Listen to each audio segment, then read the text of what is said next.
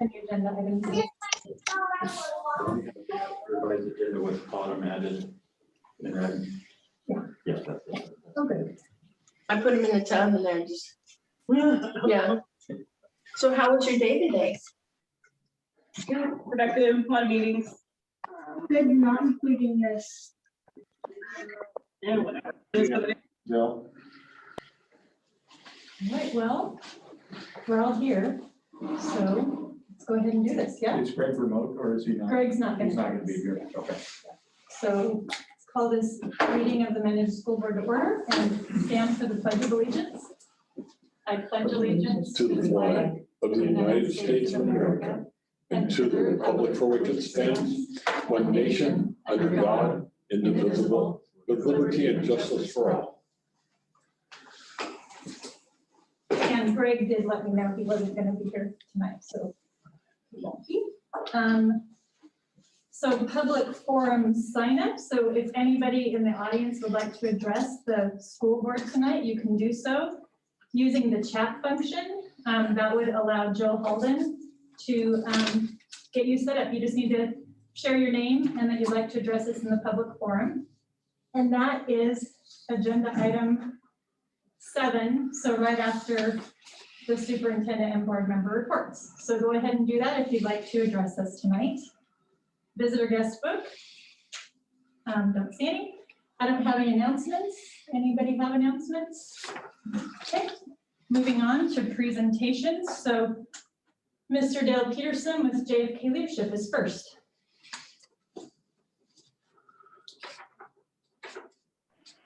Whoops, I'm sorry. I should have been ready for that. So thank you. Well, season 2 finished last Friday with football, actually Saturday with cross country.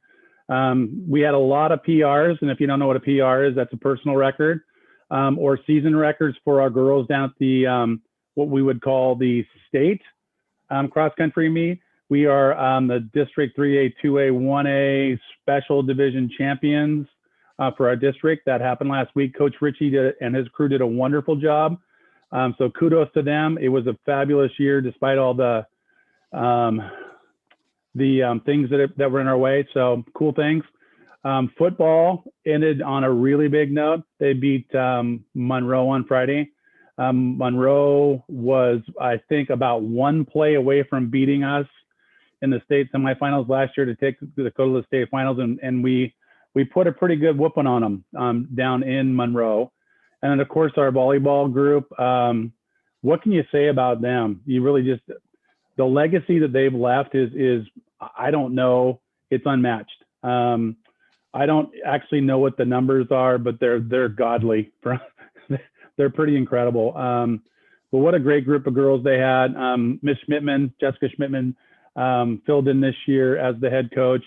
They went undefeated in their play. And in fact, I only think that they might've only lost 2, maybe 3 sets the whole season. So they did some phenomenal stuff this year. So season 2 sports was a huge success. I would bet, I know that our football team is ranked or was ranked 2nd behind Hepner, who beat us last year in the state finals. Volleyball, I'm sure, had to be ranked 1, if not 2. So there were opportunities if this was a typical year for some really great things again to happen, but we know that it wasn't a typical year. And of course, then cross country. So season 3 sports started last Monday. Basically, they had their first baseball game today. It's down in Toledo. It was a jamboree. I think girls are playing softball tomorrow. So it is just back to back to back madness. It really is. And my fingers crossed that people stay healthy, because whenever you start putting this many things together without much break in between sports, injuries tend to happen. And then of course, I think one of the most exciting things that we've had all year is we've actually had kids back in the building in a hybrid model. Freshmen, they just started their 3rd week.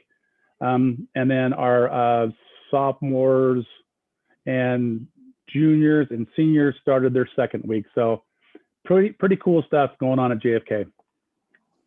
Thank you, Dale. Does anybody have questions or comments for Dale on the leadership report? And congratulations to all the athletes, coaches Oh, for absolutely, success, and families too. They probably have something to do with it. All right, moving on to Chemeketa Community College. We have Jessica Howard, the president of Chemeketa, to address us tonight. Thank you so much. It's a great privilege to be here today, and wish I could be there in person, but maybe next time. Wanted to just let you know that I'm joined by Diane Watson, who is one of our Board of Education members at Chemeketa and whose zone includes Mount Angel. And so I'm very pleased to have her join me tonight, and I'd like to turn it over to her. Well, I'm very pleased to be here tonight and to kind of celebrate our relationship, because I know that we work together well, and Chemeketa complements so many of the things that you do there, and we work together on programs and so forth. You should have a one-page handout. Does everybody have this at their? Yes. Okay, well, I'd like to go through a few of the items because it kind of tells you what happens to your students after they leave Mount Angel, and what one of our partnerships, why we're working here with you, why the students are at Mount Angel. I also was really excited to hear that your students are under the hybrid model now. That's so important for them to get back into school. And I know for the teachers to see their students again, that means a lot. One of the things that we do, we try and help you save some money on by working together. We save money through our College Now program. If you notice there, it's $25, and students can take as many credits as they see fit under that. And they earned last year, 65 John F. Kennedy High School students paid $25 to participate in our College Credit Now program, and they earned 322 community college credits. And this was a savings of $35,405. And I know that we have other programs coming up, and you have that new diesel program that you're going to be participating in, and we'll be one of your partners in that too, to help students get credits. And then students, after they graduate, we have about a third of your students attend Chemeketa, 32%. Graduates from 2018, 2019 enrolled at Chemeketa Community College. And something else, we're cost efficient. I love the Chemeketa Scholars Program. It started in 2008, and a student who earns a 3.5 GPA and takes our placement tests and passes them at college level and graduates can get a scholarship to Chemeketa. And it's a full tuition scholarship, and the savings that have happened since 2008 is $204,444, and 38 JFK Kennedy High School graduates participated in that. And then we also participate in the Oregon Promise, which again, a student who has a 2.5 GPA can apply for this, and we will supervise the administration of that. And we've had 23 students who have received an Oregon Promise scholarship totaling $65,296. So, and then of the students who came to Chemeketa in the years from 2010 to 2019, 20 of the John F. Kennedy High School alumni completed a Chemeketa certificate or degree, and 25 transferred from Chemeketa to a four-year institution. We have a new program coming on that I think you're going to be really, really interested in, because there's a lot of agriculture around Mount Angel and a lot of secondary businesses that work with agribusiness. And we have a new agricultural complex, and I just toured it a week ago. It is amazing. It is amazing. And what Chemeketa is hoping to do with that is develop a transfer program straight to Oregon State, so you can get your 2 years programs at Chemeketa and transfer in agribusiness to Oregon State. But we also got a new program that might be of interest to you, a certificate in irrigation. This is less than a one-year certificate, and that might be very helpful. And we're gonna come up with more and more things.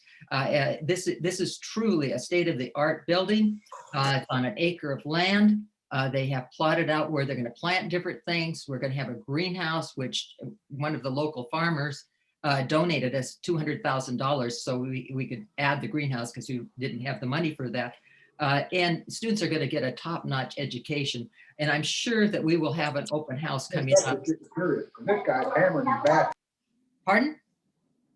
Sorry, we have muted the visitors again, so keep going. Okay, did you hear about the agribusiness building? Yes. Yes. Oh, good. Okay. Well, anyway, I know that we'll have an open house sometime this summer or in the fall, depending on all COVID and all of that. And we'd love to have you come and see it. And I'm sure that some of the local farmers will want to see it. And we're in a development stage, so I know we may have all different kinds of programs there. And that's exciting. The other thing that I want to go back a little bit to your handout said Chemeketa Press here. And this, I was really, really impressed when we came up with this because textbooks have been so expensive. When I went to school back in the age of the dinosaurs, I remember buying a textbook was $3.98, and an expensive one was $7.98. And as you can see there, the price of commercial textbooks rose 1,000%, 3 times the rate of inflation. And it wasn't uncommon for nursing students to pay $300 for a textbook. Or $150 or $200 for textbooks. They're incredibly expensive and sometimes spending more money on textbooks than you do on tuition.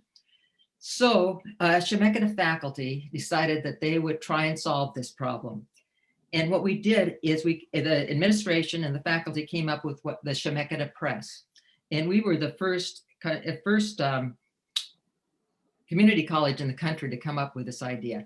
What happens is the faculty members write the textbook, they're peer reviewed, and we produce them on campus, and they are $40 or less. And considering they were paying $150 or $200 for our US history textbook, this is saving lots of money. And from the time it was launched in 2015, we've saved students nearly $5 million, $4.9 million. So one of the things that Chemeketa always tries to do is put students first and do whatever we can to help them to be successful and to help cut the cost. And I would just tickle with it. And they're state of the art. You know, some book vendors want to buy them. I mean, this is a really, really good deal for our students. So we just like to, keep working with you, partnering and making our students successful. But I think now I'll just open this up for some questions. And I know Jessica's here if I can't answer them, and I might not be able to, but she's in the audience, so. Thank you, Diane and Jessica. Does anybody have questions for these two? No. Well, I just want to say thank you because it is a great partnership, and community college, in particular Chemeketa, you do great things and allow it at an affordable cost for those that want to learn. So I thank you for your leadership to keep that going. Well, we're really pleased to work with you and to be partners and make sure that your students, when they transfer, they get a quality education. And this has been a privilege to be here tonight with you. And hopefully the next time we can be in person. Thank you. Thank you very much. Thank you. Thank you so much. Goodbye. Bye. Right, moving on to Troy with the hybrid learning update, which a few people might be interested in hearing about.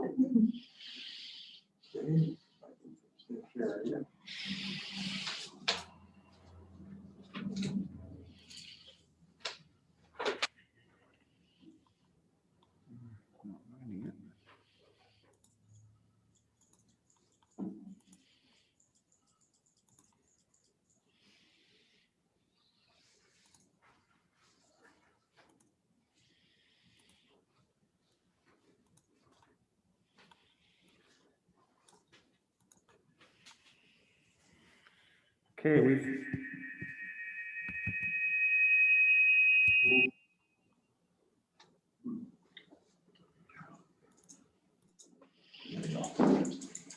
So we provided a slideshow that we have made a few updates today, so it'll be posted tomorrow with the new additions. They're all in here. That's up to date though. Remind you that we keep track of the metrics, and we keep those on the front page of our website. As you can see, we're getting down, staying within that yellow range. Yep. We're pretty excited about that. Bumps up a little bit occasionally, but it's been staying pretty steady down in the 100 teens, which falls into this yellow zone on the current metric system. And it shows that we can work as we are doing and getting kids on site. So current state of our district, just a quick overall before we get into any details. We have all students accessing in-person instruction at least 2 days per week now. Our K-2 students are attending in person 4 days per week. Grades 3 through 5 will be attending in person 4 days a week starting April 19th, a week from today. Secondary have been in person for 1 week. That's with all students there. Freshmen started 3 weeks ago, but everybody there. They really have 2 days each week. And then middle school and high school are planning to determine if they will be making any further changes with the new metric requirements. As we move more students into our buildings, all resources and staff are reaching their limits. We're just about to where we can't expand any further. Planning and preparing for further challenges has become more challenging because as we use our custodians to now clean and sanitize, it's making our access to making changes goes a little slower because when we're moving furniture or changing spaces, we don't have the level of the capacity of time as we did before kids came back to our buildings.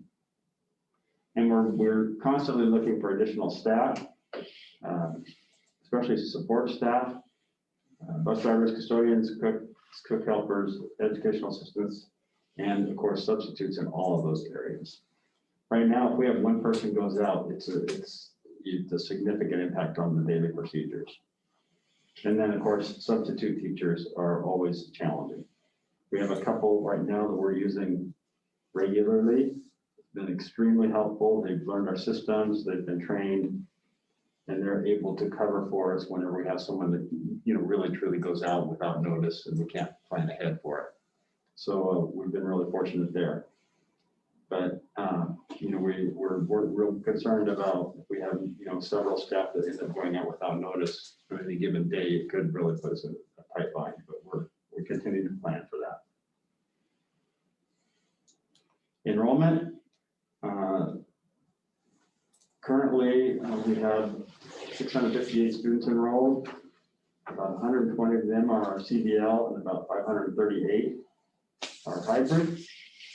And these numbers aren't all exactly in line. They fluctuate regularly, almost daily. Because of the way that we keep track of attendance now in hybrid, we can't drop kids. So sometimes if we weren't able to make contact with students or families, they're still in our system, even though they may not be attending. And we know internally who those kids are, but on paper, the numbers may not exactly match. There's been a couple questions about our 12th grade enrollment. I can't remember, I'm sure a couple board members that were inquiring. But some of when we pull data out of our student information systems, our CTP kids will show up as seniors. So we have to separate those out sometimes by hand. So this is just clarifying up here on the right-hand side, those 3 bullets, that we have 38 seniors and about 26 CTP students. So when you see the big number down below here for seniors, that's why, because they're both included in there. But right now we have about 38 seniors in this graduating class. Hey, school presentations. Jasmine Winslow is up first. All right. Well, go ahead and advance one more slide. There we go. So as Troy said, we have all of our students back in our building now that are in hybrid, and I've sent out a couple of different opportunities for families to give us feedback on how it's going. And the latest time I think was, I want to say last week, maybe the week before, but the days are kind of all rolling together at this point. But 94% of our families reported that students are excited to come to school and students feel safe at school. And those really are big priorities for us, especially after this really difficult time that we've all had over the past year. So things that were reported by the families to be going well, we're communicating processes and changes, student safety, creating a welcoming environment for kids, and having kids in person. Those were things that they reported that they thought were going really well. Things that could be improved, of course, that we could have more time for 3rd through 5th grade students in person. That was listed multiple times, probably in about half of the respondents.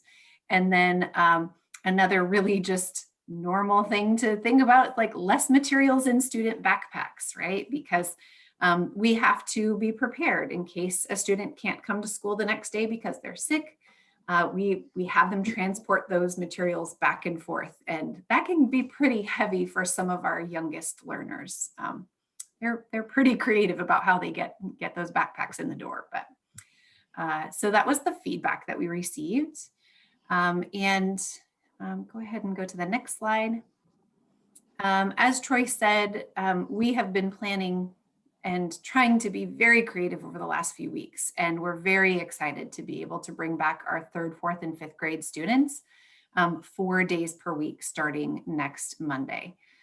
So some changes that we had to make to accommodate this increase is that we will be utilizing the 3-foot spacing guidance that was put out by ODE in March when necessary. So our K-1-2 classes, some of them will not need to be changed. And so we'll maintain that 6-foot distancing. But when we have too many students for those spaces, we will move to the 3-foot guidance. So the picture to the left, you can see is a classroom that has already been updated with the 3-foot guidance.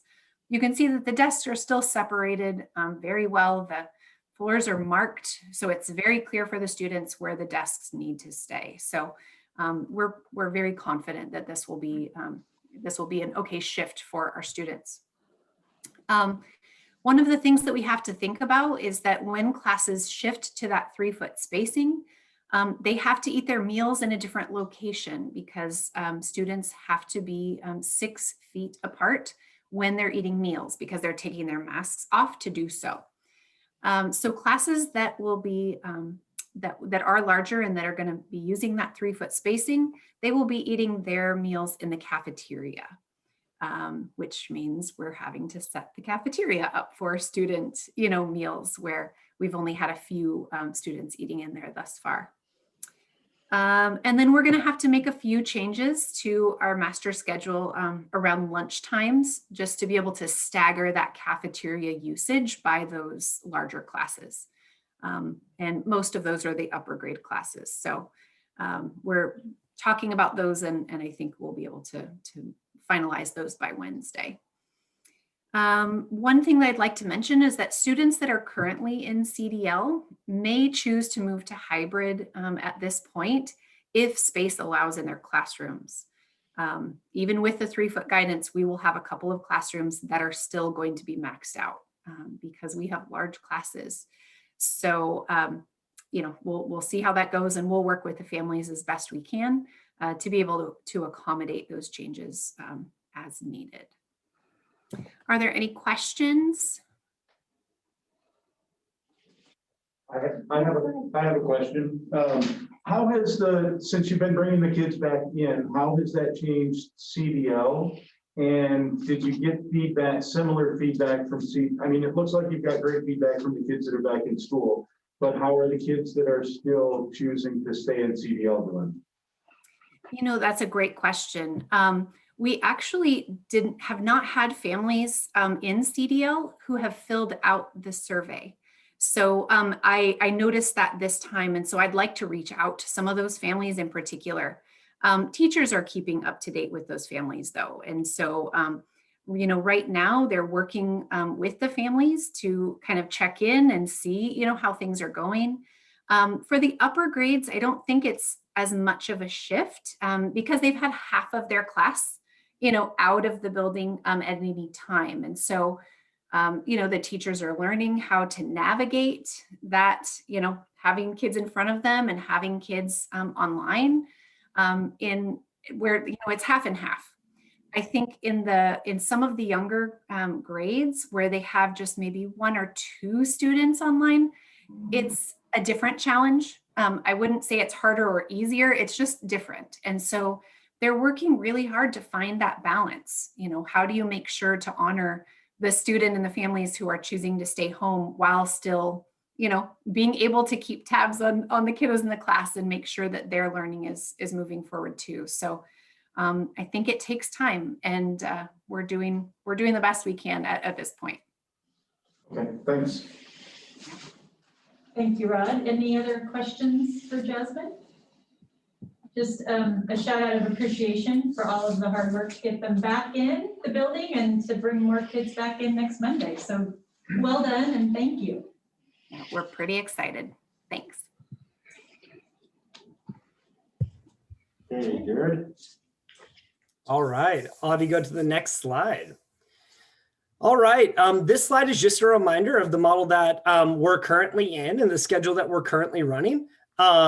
We've been so excited to bring back our students.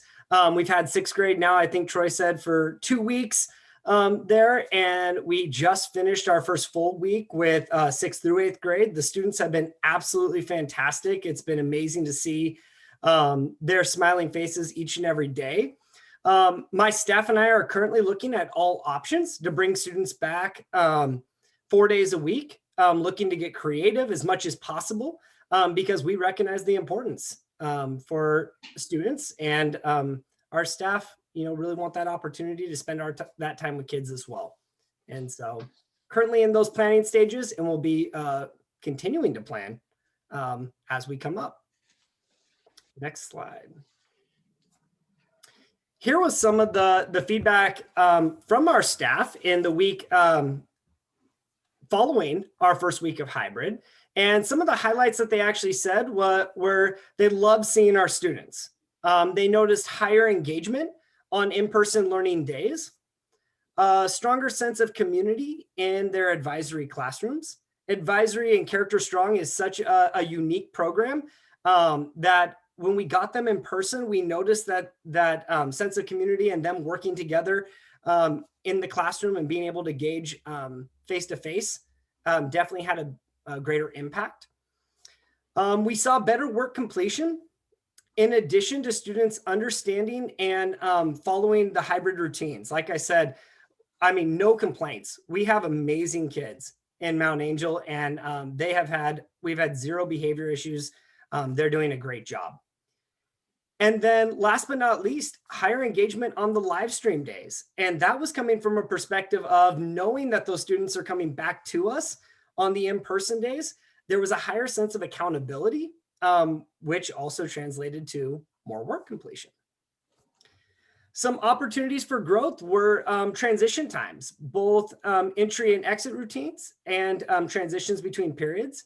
So we implemented some staggered transitions towards the end of last week, and that has gone really well. And so we're going to continue with those staggered transitions.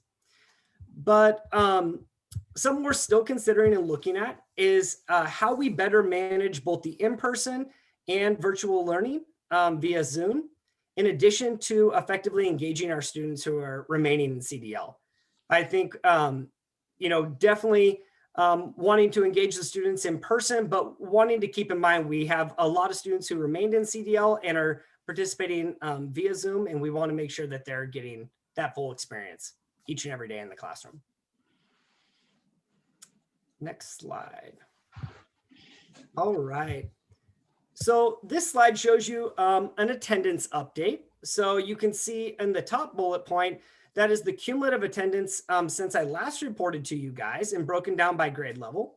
And then we saw a slight increase when we actually began in-person learning. And so again, students are loving being on site, and we're really happy to have them there. This is a very common kind of dip in the March time. And this is where we usually implemented different incentives to try to get kids, continue to encourage them to come to school and attend regularly. And so we hope we can build off this and have a strong end to the school year. And last but not least, sports. We just finished up season 2, which was soccer for us. And we had about 8 total athletes actually participate. 17 of them expressed interest, and I would say probably 5 to 6 attended regularly. And so we were just glad to get students out there and get them moving around and interacting with each other. Season 3, we have baseball and track that are a go. And so they actually just started today and began their first games next week. And unfortunately, just due to limited interest, we had to cancel softball.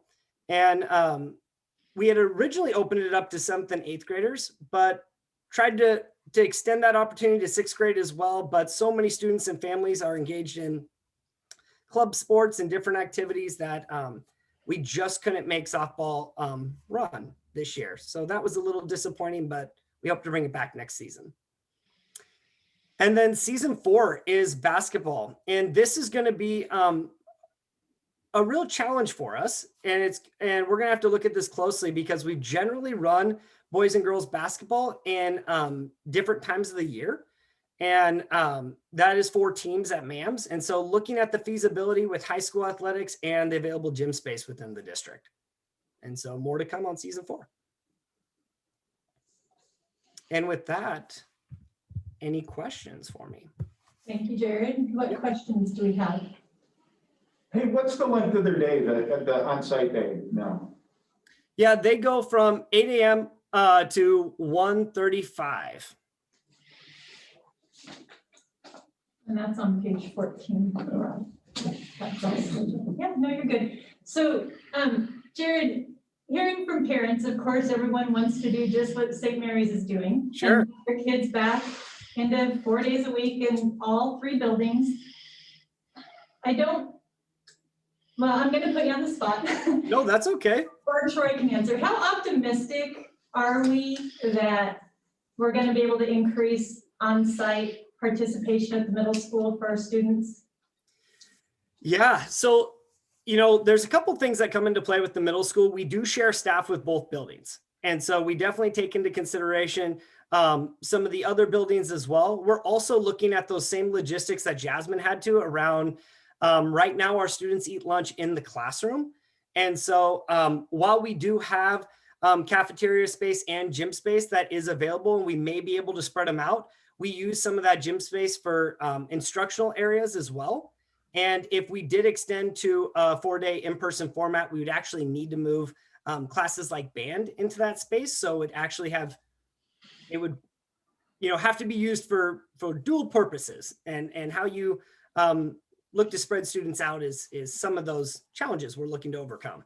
So even with the 3-foot change, the space itself is still creating challenges for getting people in the building 4 days a week, is what I heard you say. Yeah, not so much in the classroom setting, but when we get to the eating, when students remove their mask and actually are eating, they need to still maintain 6-foot distance. Okay.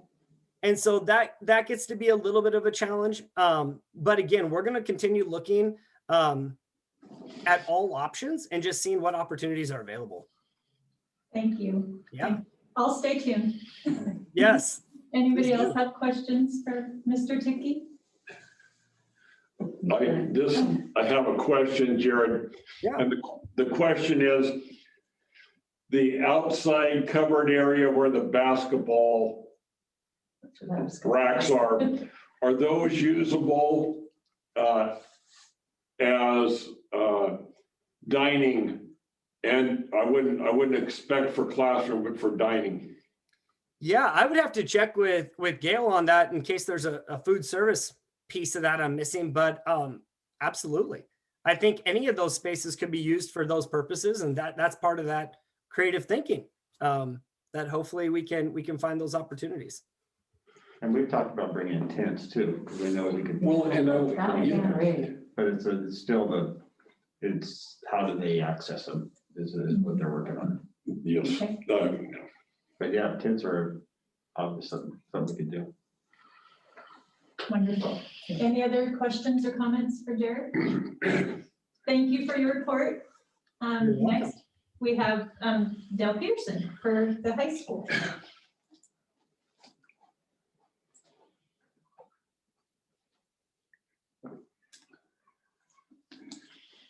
We think we have Dale Peterson. Maybe he did his earlier, huh? There I am. I'm sorry. I put myself on mute. I just want, sometimes my wife wants to put me on mute quite a bit, but that's a different story. I just want to give a big shout out to the classified folks in our district. They are literally the glue that's held the district together. And when Troy mentioned this a little bit earlier about being at their limits, I can attest to that. They're stretched. They're absolutely stretched. So even the littlest of things now are tough to do because they're even more stretched now as we contemplate, can we get kids back into the building all 4 days? And as you know, you've heard me say this, that's been our goal all along. And so we continue to plan for that. But you know, those folks, I think about Sherry and Brianne in my office, and Grant and his staff, Scott May with technology, Sue with transportation, Gail, oh my gosh, with her group. It's the amazing things that they've done it's numerous. So if I was wearing my hat would be off to them and thank them for everything they've been doing. So with that being said, I'll jump into mine now. And this is just a brief overview of what we've been doing. 9th and 12th grade are in person from 7:55 in the morning till 1:55 in the afternoon. I think, as far as I know, longer than any school district in our area, as far as people being in the building on Mondays and Thursdays. 10th and 11th grade are on Tuesdays and Fridays from the same time. And then when they're learning at home, they're receiving their instruction via live streaming. We do, as you saw in the numbers earlier that Troy presented, we do have a pretty good number of kids who are still doing CDL. So again, we're doing a really good job of getting kids into our building, and it's good to see. There's a picture down there of Miss Sorensen's English class. That's her freshman English group. And it was so good to see them in the building. I think you've heard that from the other two administrators as well. So our 9th grade students just at the time of this printing completed their 2nd week of in-person learning, which actually accounts for 4 days, 2 each week. Our 10th and 12th grade students finished their 1st week of in-person learning, which equated to 2 days each. And let me tell you, the honeymoon period is starting to wear off, and I'll talk more about that in a little bit. We can chat about that after this, but it is certainly, all in all, it's going well. I'm going to jump into, my staff and I did a Jamboard activity, which is we broke into groups and we talked about 3 things: what has gone well, what can we improve upon, and then what are kids saying. So these are kind of small, so I'm going to, being old and I can't see what they're saying, I'm going to jump to my own Jamboard. So things that staff said, students came to in-person class who we haven't seen all year. That's what one staff member said. They're building connections with students. They're happy, engaged students. Again, students showed up who haven't been connecting online all year, having conversation with the kids and getting responses back. They're not, their cameras aren't off, if you will. I heard one staff member saying, hey, just because you got a mask on doesn't mean that your camera's off. So you're here in school, so you can talk now. The next slide that we have, I believe, is, let me take a look here. What can we improve upon? Again, kind of figuring out how to use the technology successfully. Where Jasmine and her group have been in this now for 5 weeks. We've now just been in for, I would say a little over, we've gone into 2 weeks now with our freshmen. So we're still learning how to do live streaming and teaching in person, but I think staff are doing well. Connecting with online kids during hybrid days. Again, that's something that's come up. Creating activities that engage students both on and off. So you're hearing a theme there that it's like, how can we give our kids that are online as much attention as we can? and then folks still being able to focus on the kids that are in our classroom. One of them was clarification and repetition of expectations for students. You know, when do you stay home? What's the type of acceptable mask, etc. Everything, which I kind of caught my eye a little bit. I'm like, so I had to reach out to the person who put that, and they said, we can always get better at what we do. And that's what I meant by everything. And meal services, I'm not really sure on that one because I think Gail and her group are doing the absolute best they can. But I also think too that we can always get better at what we do. And since day one, they've actually gotten better with delivering food and getting food up to our building. And it's been wonderful. They've done a great job with that. So I kind of wanted to delete that, but I couldn't figure out how to do it. So that was me there. The next homemade pizza and homemade bread. Exactly. Well, they're used to Ruthie's cooking, so I don't know. And that's something special. So what are my staff hearing from kids? You know, they're happy to be in the building. They're glad to see their teachers. It's better than online. They want to go 4 days a week. They don't understand why they need to social distance at school if they're together outside of school. We've heard this over and over and over again. And you know, if folks are out there, parents are out there listening, please talk to your kids about, we just have to follow the governor's executive order and the Ready School Safe Learner guidance, because if we don't, then we get ourselves in trouble. So while they might be out of school being able to not necessarily socially distance, they have to do that at school. They like connecting with other students. I heard one student say, this is a prison. So when I asked him, I said, what do you mean it's a prison? I said, do you know what a prison feels like? Have you ever been in one? And they just kind of chuckled. And I said, well, I'm glad that you don't know how one feels like, but I said, can you tell me more? So we talked a little bit more. Not getting enough to eat a lunch, which I'm kind of shocked about. So those are some of the things that we heard from staff and students. And then the next slide, Troy, if we can. So here are some questions, that they had. So sick days and personal days, how do we get coverage? That is a fantastic question, because as you heard from Troy, there just isn't substitute teachers. We might be able to have one that we can use in our building. So we're pretty concerned about what happens if somebody becomes sick. What do we do? There's only two of us that can cover in that building. One is Mr. Owen, the other is me. So there's some issues there. How much longer do we have to offer CDL? That's a great question. Another one was, can we have announcements again, maybe reminding students of some of the expectations and talking about something positive. And then how many strikes does a kid get before they are moved to CDL? That was an interesting comment there. So these are questions that we'll continue to think about, and how do we answer those questions? We also did a student survey. I sent this out because I wanted to know how students felt after the first full week of school, and this was done Thursday, Friday. And at the time, I only had 36 responses. We have 126 kids that are enrolled in hybrid right now. So it's a little, and right now I just checked before the board meeting, we have about 65 kids. So you can see we had some kids that are in CDL respond to the survey, but mostly it was our kids in hybrid. School is going well. So of the 36 respondents, we had 13.9, so 14% said strongly agree, 61% said they agree, 22% said they were neutral, and then it looks like we had a very small sliver there of somebody who strongly disagreed. So we'll be reaching out to that student to see how things are going. You were excited to attend school in person.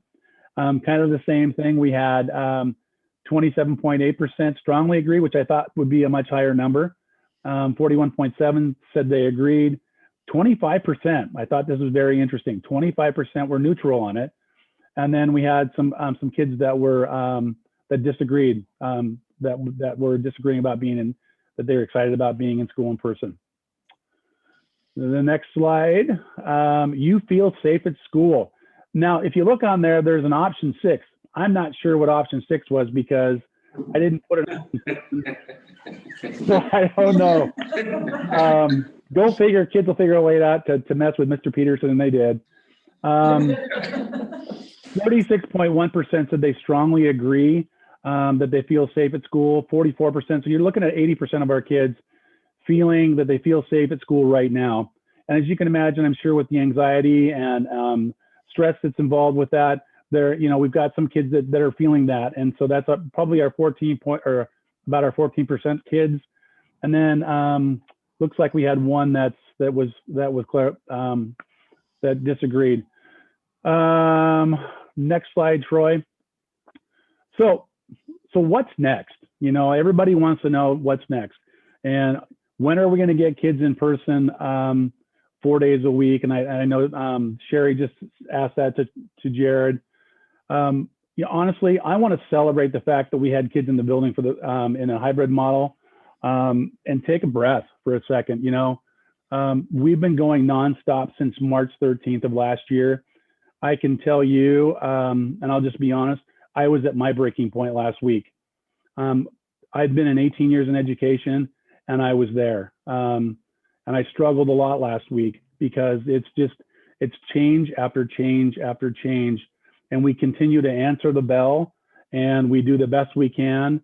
I would just like for us to take a break for a second and recognize all the great work that's been happening. But, the statement here with the recent announcement that changed the guidance, once again, I'm sure it's going to get changed again before we're out of school. We are busy creating a plan to bring all students back into our building 4 days per week. And I just see the little diagram there.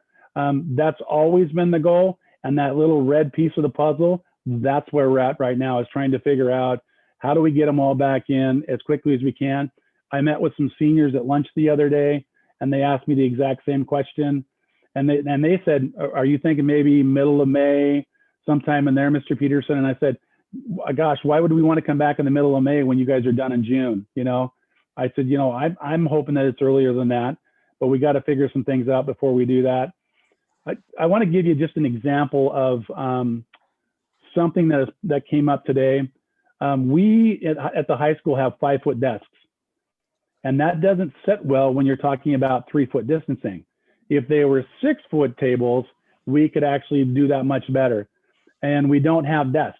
St. Mary's has desks, so it's much easier to put 3 feet for each kid in a desk. So as an example, if we were to purchase desks right now, the lead time for that is about 3 weeks, with another week to be able to assemble all the desks to be able to get them in the classroom. So you're talking about a month just in getting desks in classrooms to maximize that 3-foot space. So those are the kind of the interesting things that we face every once in a while. I've got Grant coming in, Henderson, who is our director of facilities, tomorrow.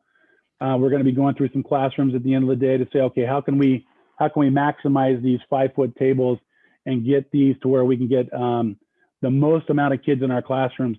We do, for high school, we have actually got some kids that are a little bit, I shouldn't say that, classes that are kind of big. So you're talking 25, 26, 27 kids in a class. So those 5-foot tables won't work very well. So we're planning. And again, I just want to remind everybody, but that's been the goal all along, is that we want kids in our building all 4 days because we know that they're going to learn better.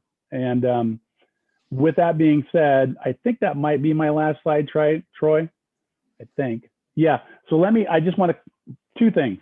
Attendance, I didn't put this in there, but I kind of wanted to give you an idea of attendance right now. We have 126 kids that are enrolled in hybrid. And then the rest of our kids, it's about 50 are in CDL or in Edgenuity, which is our online version. Last week, we had 115 kids show up that first week of school. So that's 8% less than the 126. Today, or actually, I'm going to say Friday, because that's our cohort B group, and today is our cohort A group. We had 103 of the 126 show up. So, which is about 19% less than what's enrolled in hybrid right now.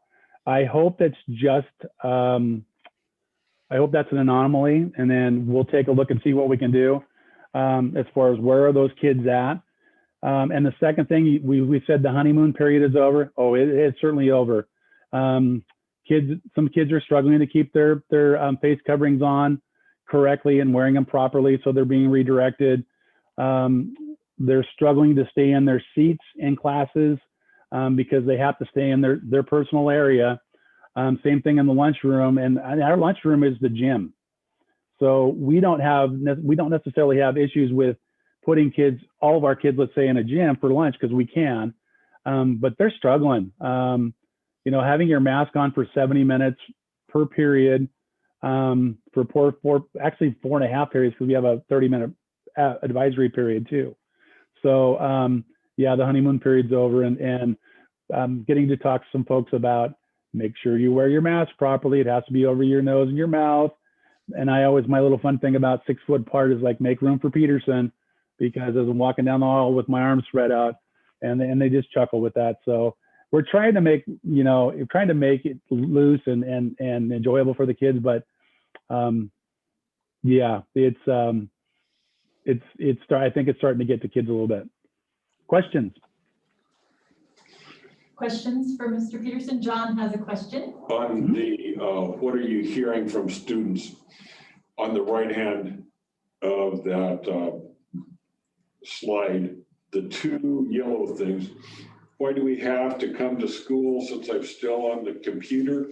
It feels like a Zoom call, and they wanted to come back, but this isn't what they were expecting.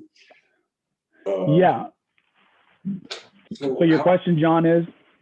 My question is, how are you working that? It sounds like a meeting expectation kind of a thing, expectation management.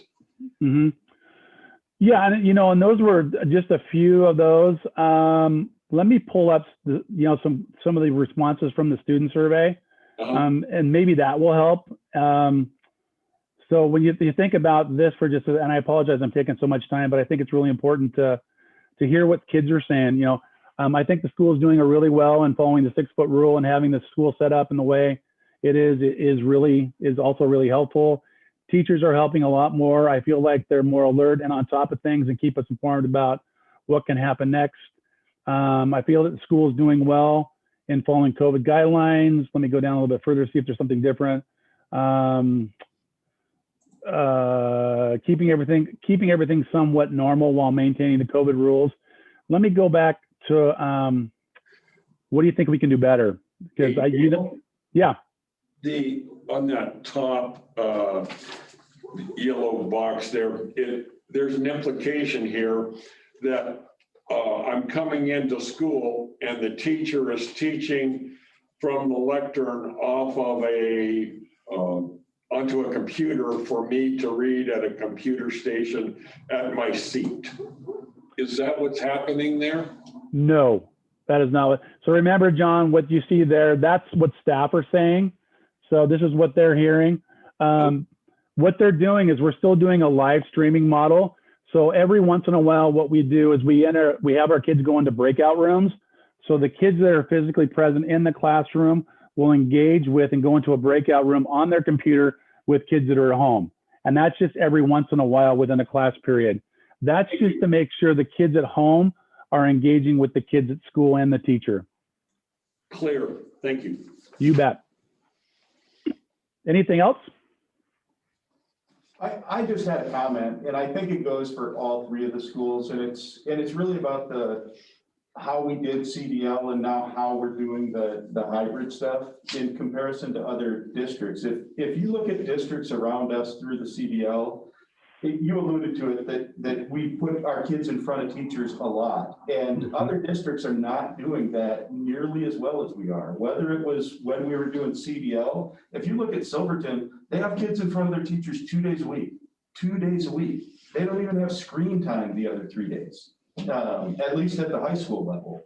We're doing far better than that for our kids, and that's been across the board at all 3 buildings. So I know we want to get all the kids in 4 days a week, but I think we're doing a pretty dang good job so far. So thank you.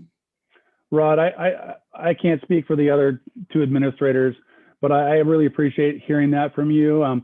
It's really important because you're right. We are doing more than what others are doing. I've got colleagues in other districts that are doing this. Salem Kaiser, for example, my own kids go to school at Salem Kaiser. We're doing far more than they are. Now, granted, they're a huge school district, right? But on the flip side of that, we've done a really nice job of trying to maximize our time with kids and making sure that we can do the best with them. And again, we're not saying we're not doing 4 days per week. So please hear that loud and clear.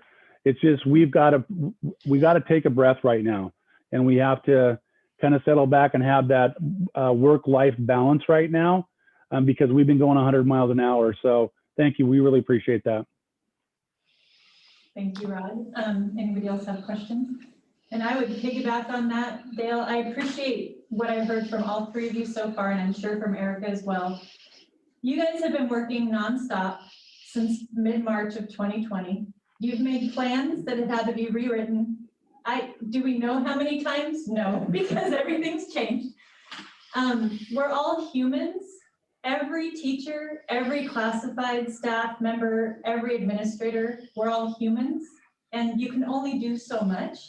So when I ask about how likely is it that we're going to get back to 4 days a week in person for all the kids, that's a question that, as you said, and Jared, that's the goal. And you guys have a lot to juggle to get there, including making sure we take care of the humans who are doing all the work to make it happen. So you all are doing this for the best interest of the kids. You're going to continue to do that. And I agree with Rod. I just want to really say thank you. So thank you. And I thank you too. You're doing a great job. Thank you. All right. And next is Erica. Troy, do you want to do this slide real quick? Yeah, and this was just a leftover slide. This shows that we're also having to balance inter-district transfers in some of our areas, because when we reach that max, when we get all kids back in 4 days a week, we really don't have any flexibility. So, so there's a couple, the second grade is a good example. They're just too big to accept any more transfers. Because if we do get move-ins, we don't have a choice. We have to take the move-ins. So, so we're making sure that we're able to keep the level of service the way we are without having to completely change configuration of our class. You're talking about transfers for next year? No, transfer. For this, so we have people transferring into the, or ones that had already been in our district that had transferred in previously? Transfers are constant. There are people coming and going all the time. Okay, Yeah. I guess I didn't really realize that. Yeah. And when people move, sometimes we have a lot of people that you'll see on our transfer list. It'll look like we're losing people because the transfers are going up. The majority of those, I would say 85% of those, are people who are moving into Mount Angel district, but continuing to attend where they were attending. So Woodburn, Jervis, or Silverton. So it looks like they're a transfer out, but really they've never attended. Mm-hmm.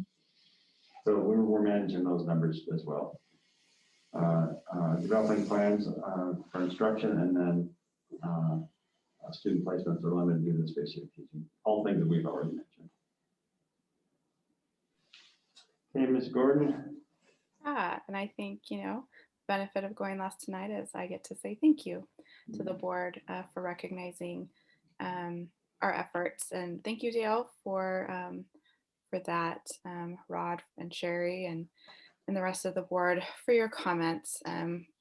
We probably aren't very good at maybe expressing some of our work, because we, as you said, Sherry, we do it for the students. We do it for the district. We love what we do. But thank you very much for recognizing the work that we do. I just have a couple I'll kind of be speaking on and off for the rest of the presentation, but I just have a little bit to share about the CTP.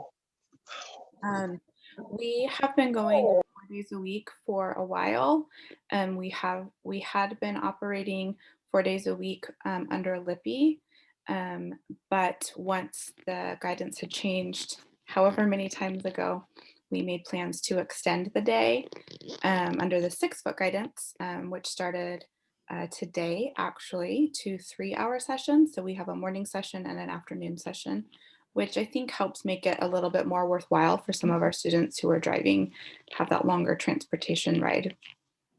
We're still offering both. So our students maybe who attend in person in the morning get their CDL in the afternoon. But the in-person part really focuses on those skills that really are not transferable very well via CDL. The problem for us is going to be, even with the 3 feet, when you add in staff and so forth, we can't make the space work very well because we still have some students who are opting for CDL only. So for us right now, this is kind of where we're maxed out, just for your information for the future of the program. Unless we can access the community, this is kind of where we have reached our max.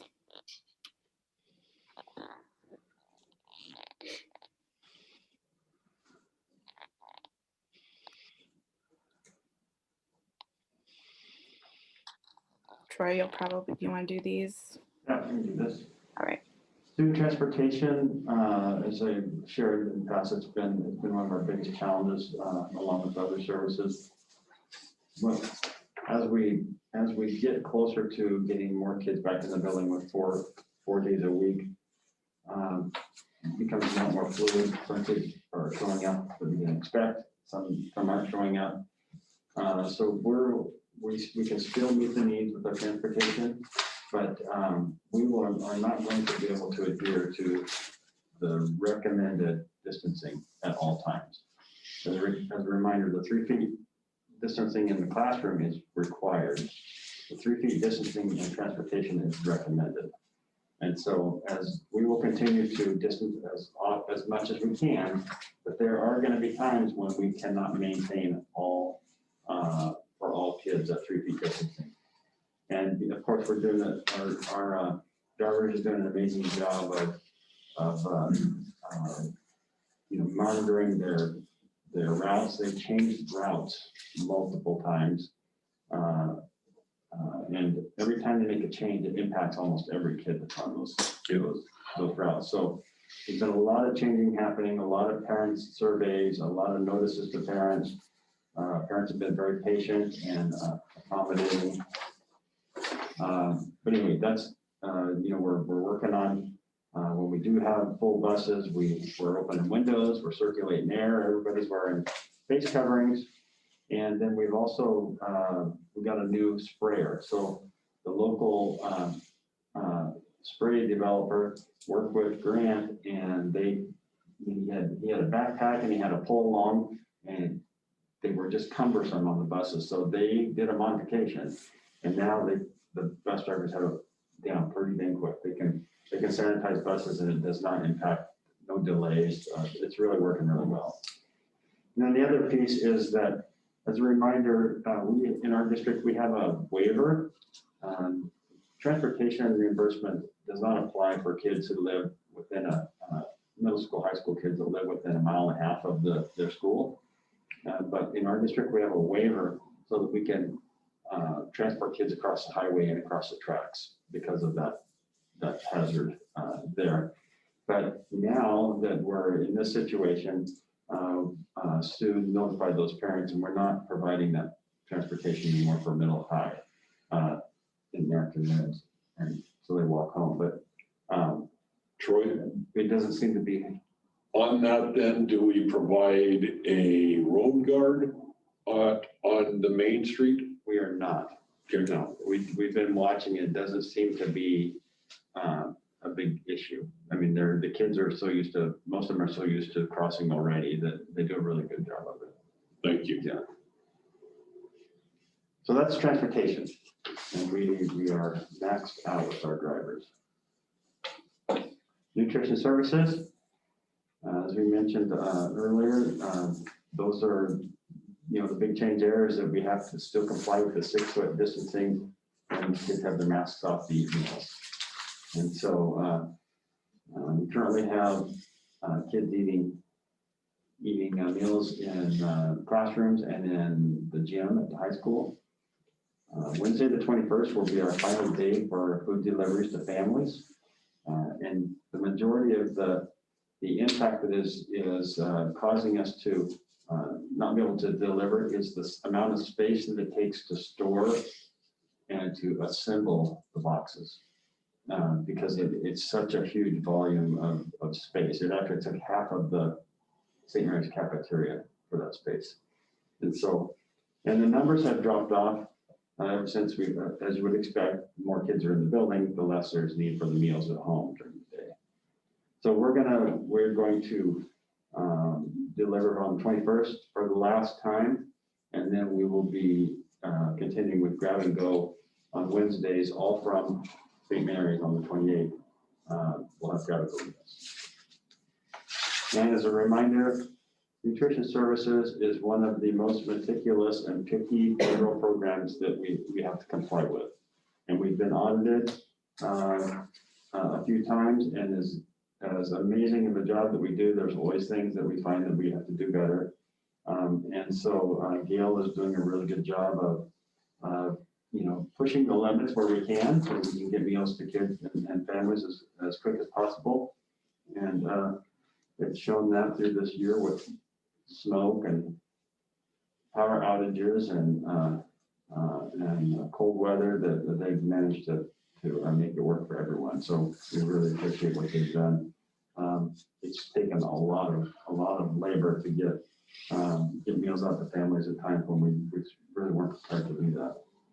So I know it's a setback for families who are getting those meals, but it's one of those things where like Dale talked about, everybody reaching their max and and their limit.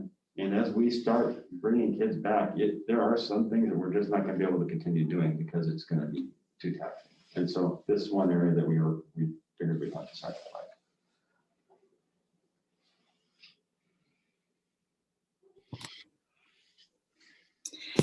So what we did for you this evening is we made our presentation here all encompassing.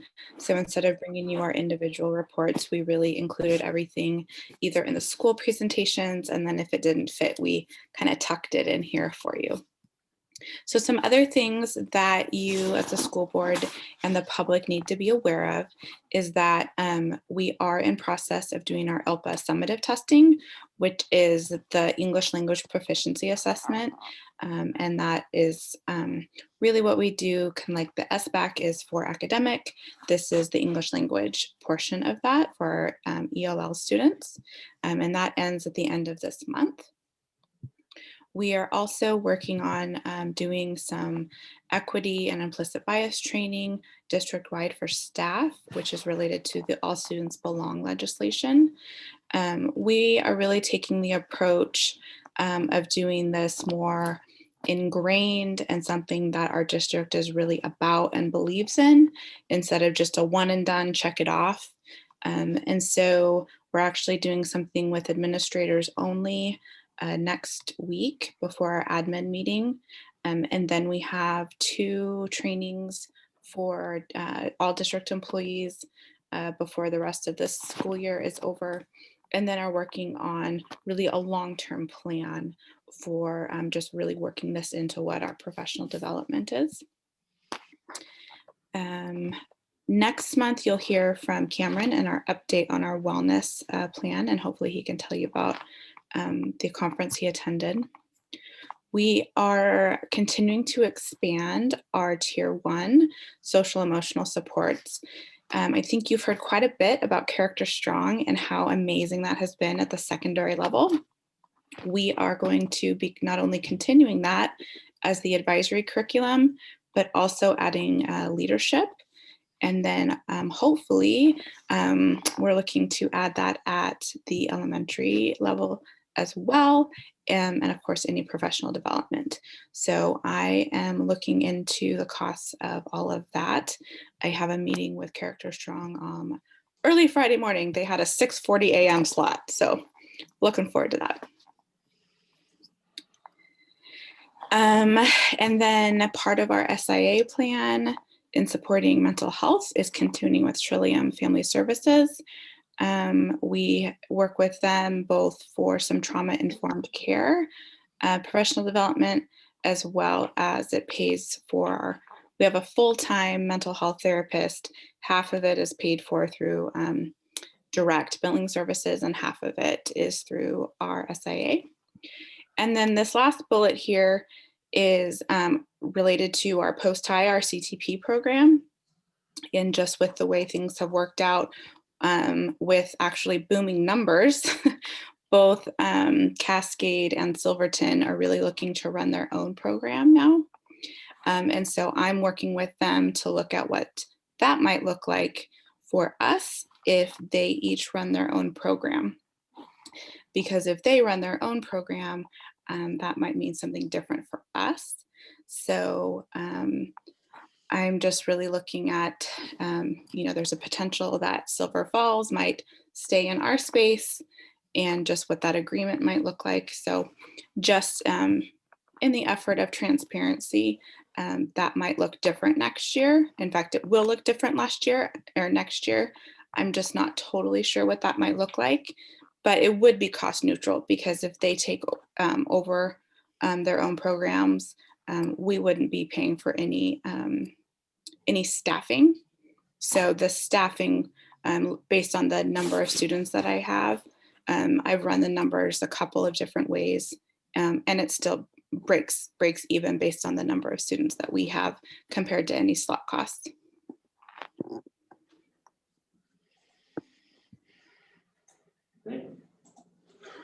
Question? Yes, sir. Yeah, what does post-high school students mean? Yeah. So back when we went to high school, Mr. Conklin, you either graduated or you didn't. Now, I did. so I'm going to assume you did because I know you went on to do some other things.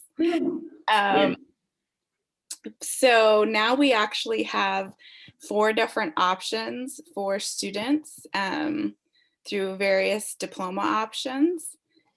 And if you are a student who receives anything other than a standard diploma in Oregon, so it tends to be our students who experience disabilities, then you are eligible for post-high, so ages 18 to 21 services.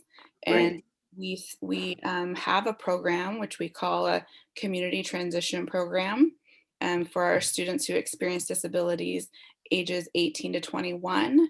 Those students are either on what we call a 504 or on an individualized education plan, an IEP. And so we serve them, and it is optional. Students don't have to access it, but it's there, and then they age out at age 21.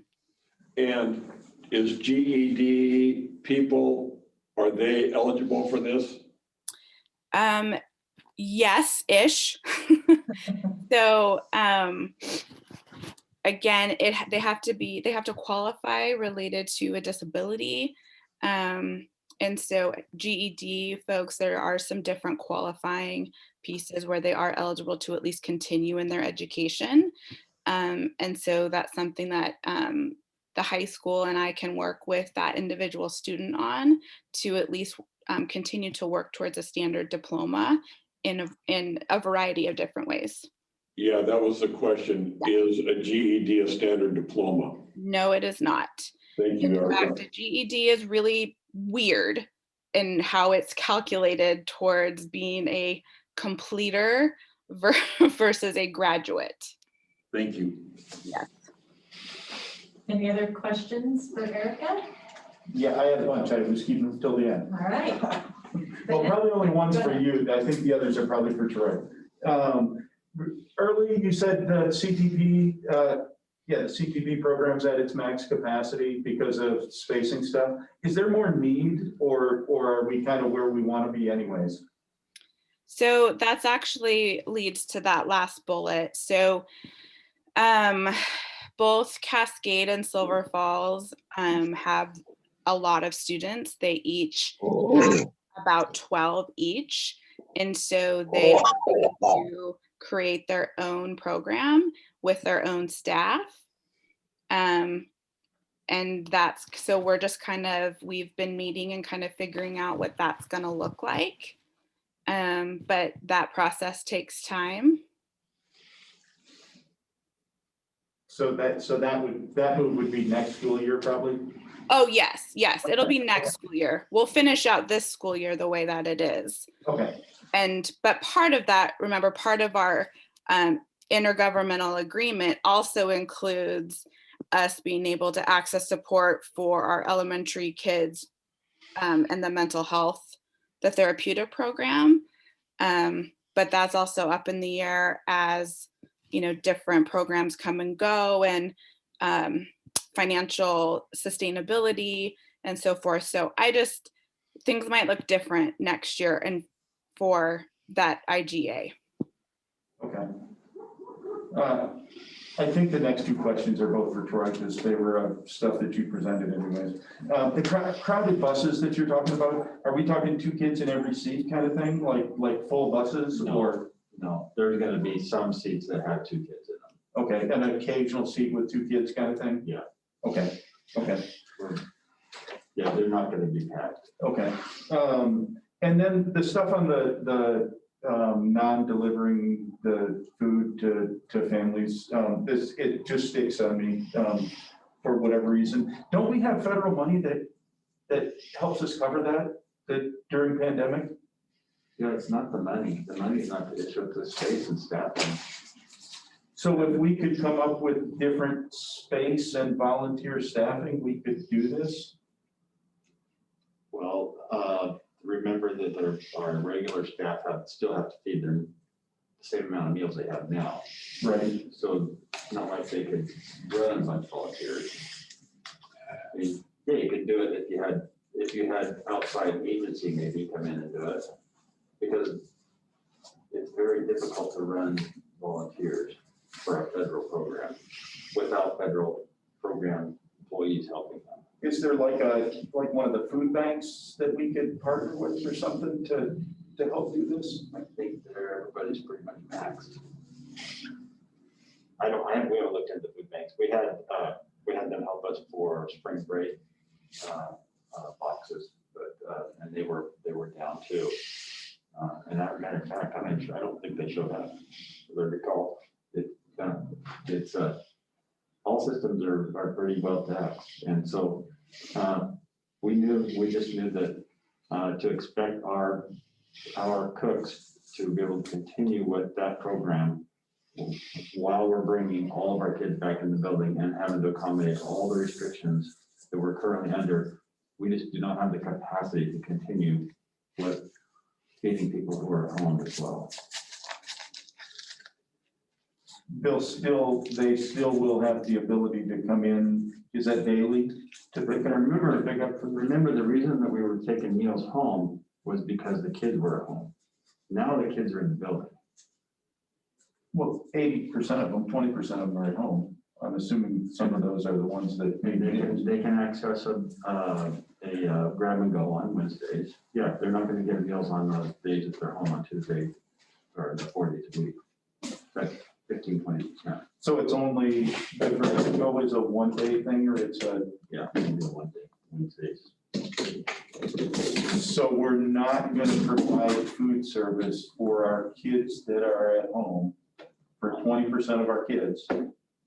That's correct. I don't find that acceptable.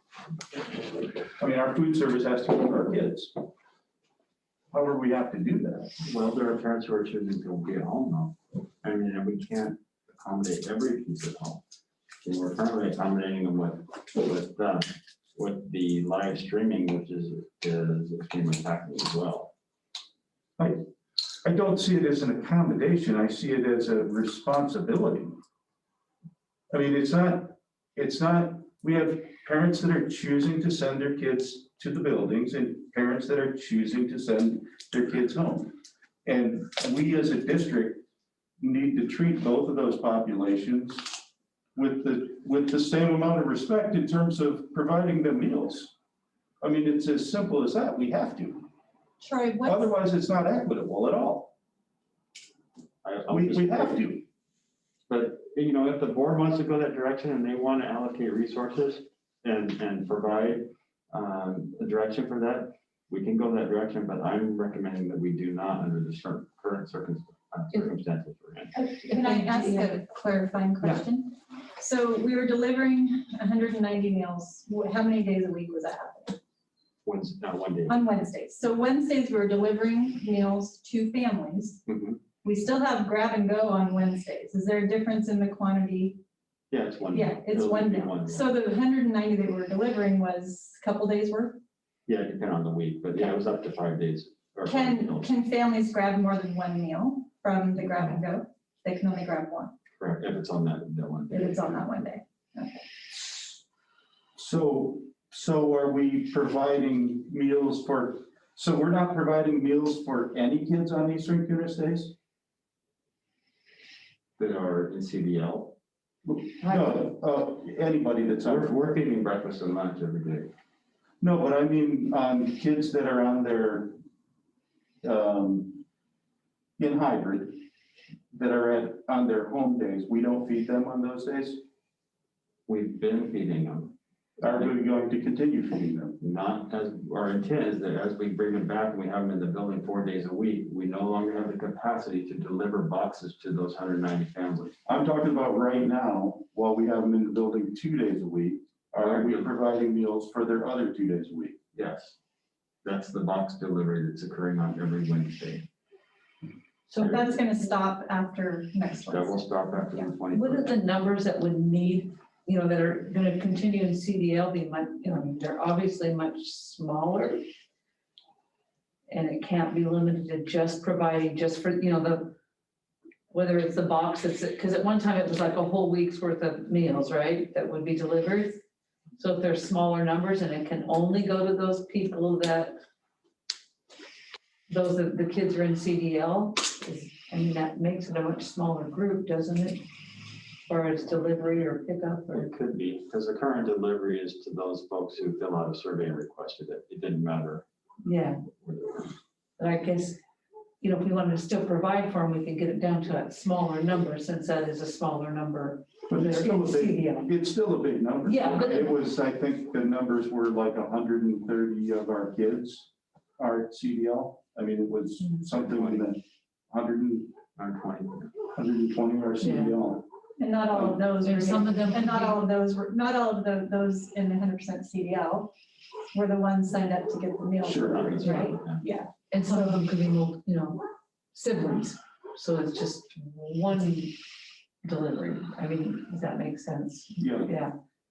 So I don't know, maybe it'd be worth it at least to, So so right now we're covering everybody for 4 days a week. Upon request. Up through April 21st.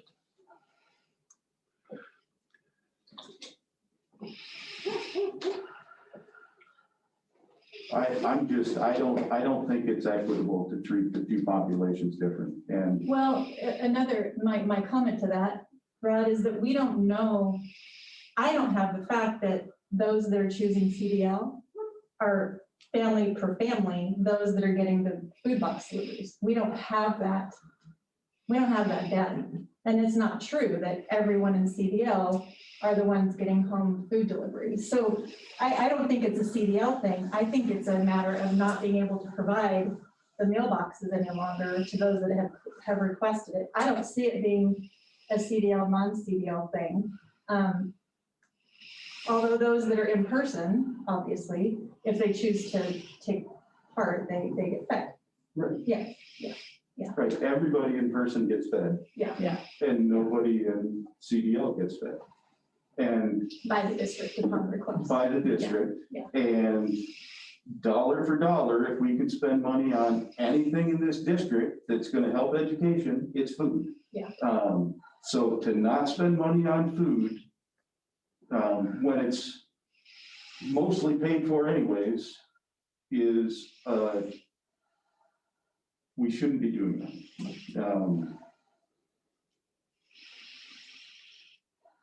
it would be nice to get the numbers and find out how many of those in CDL would want the meals.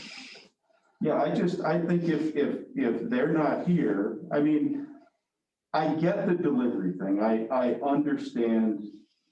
I don't like it, but I understand the delivery thing. But at an absolute minimum, if a kid that's on CDL wants to stop by his building and pick up lunch Monday, Tuesday, Thursday, or Friday, they should be able to do that. That seems fair. At an absolute minimum, they should be able to be able to do that? Well, Short of that, we're not treating them the same, and it's, I would think that a better idea to explore, because if you have kids who aren't signed up to be in the buildings, that's just throwing, to me, that would be throwing chaos into the structure that they have. We were just talking about the middle school, they don't have enough space for the kids to eat already. So if you have kids coming in who aren't signed up, it's hard, right? I don't think, To me, that would it'd be be a grab and go. Grab and kind of thing go is what for I That would thought. grab and go Not today, come and that into- would be duplicating efforts for the food services teams to be available. Well, maybe, I don't know. But that's one option, is to allow grab and go for those that aren't in person. once meals are put together, the grab and go could be one person handing it out. Yeah. Another question would be on Wednesdays, if we're not delivering them and we're minimizing the grab and go to only one meal. I know the space is the issue. I'm just wondering how it worked to resurvey, find out how many families would still want multiple meals at a time. Is there a number we can get at that we could still do that for the grab and go on Wednesday to allow for more than one, to allow for a meal box rather than just a single meal? I don't know the answer to that. And I get it. I'm hearing that it's a very complicated and it's stressed staff-wise. And I agree, volunteers are a great idea in theory. I've managed volunteers and it's not easy. And so I love volunteerism, and in some circumstances, it's not the best, most viable option. And my brain also goes to what are the other options in the area for these families if they're not able to get food from us. Where are the closest food banks? They're all strapped, I know, because we've never seen such a high demand for food since ever in our recorded history. So, yeah, it's complicated. I appreciate you bringing it up, Rob, because it is an interesting question. Well, I'm trying to do more than bring it up. I'm Yeah. trying to stop the action that's going to happen on the 9th, a week from today. That's going to stop food delivery. Well, I can take it back to Gail and have her review, but I cannot make any promises because, find out who the specific families are that are in CDL that still need the meals, to determine what that number is and then look at it from there. But I can't guarantee that we have the staffing to be able to do that. Well, it sure sounds like a right answer to make that inquiry. It sure sounds like we actually end up at a statement and instead of having what if and we can get to something and then we can deal with what comes after the what if. Yeah. Hey, Troy, it's Dale. Can I pop in real quick? Yeah. Hey, when we're talking about who's receiving food and who's not at the high school, we did a food survey, oh, good gosh, and it was open for almost a month. And we had less than 50% of our families respond to the food survey. Yep. So that makes it really difficult to be able to figure out who wants food and who doesn't want food. And I can also tell you this based on what I see in the gym when we're in the gym, about a third of our kids who are in hybrid are actually bringing their own lunches to school. And that's pretty common for the high school is,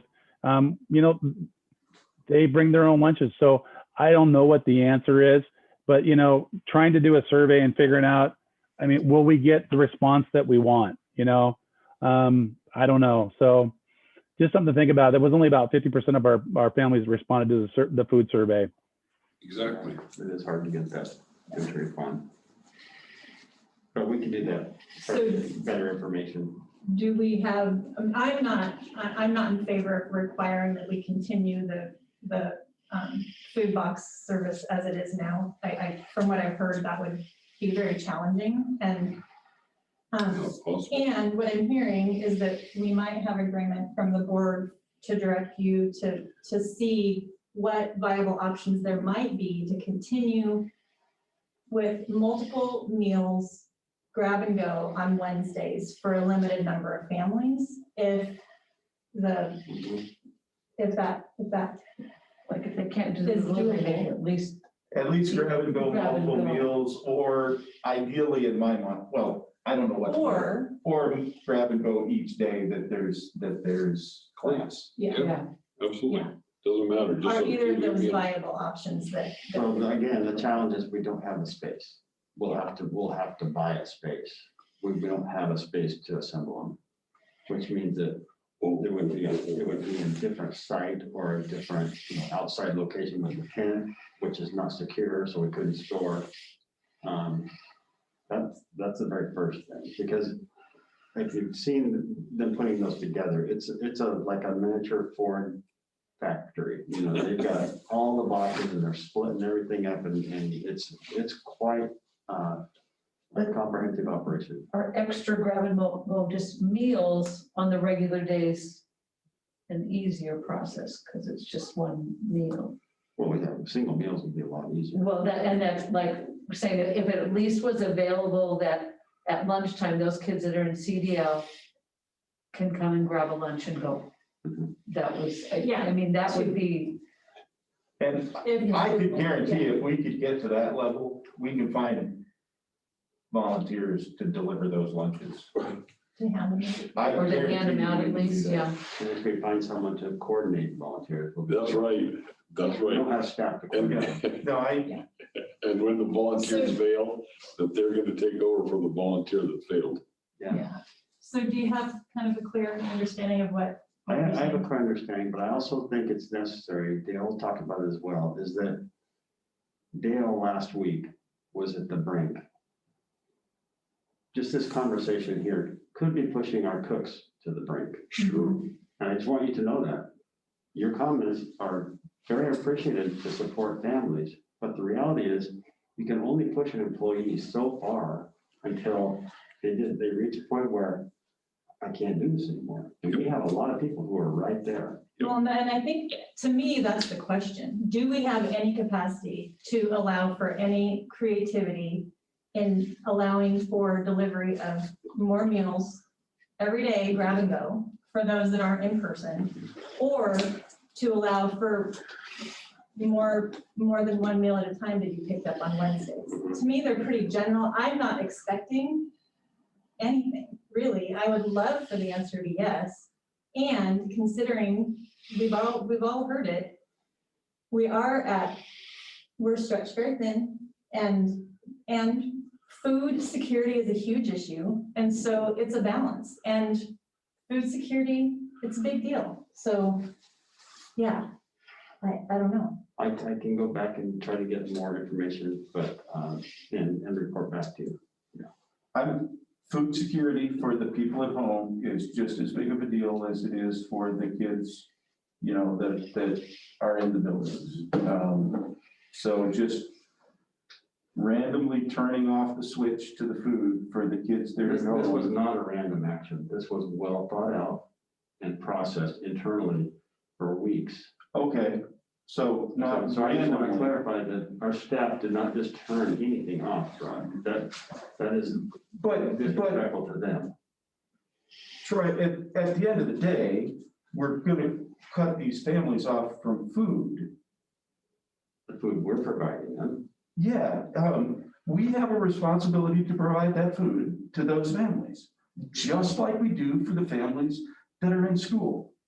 I mean, we could just as easily be shutting off the food service to the families that are in the buildings so that we can continue to provide it for the ones outside. That's just as good of an argument or as poor of an argument. We have to provide for all of our students.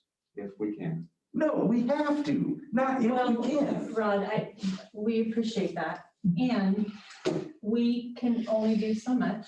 And you have direction to see if there are options for providing more meals weekly to more students, those either who are completely CDL or those that are only on campus 2 days a week.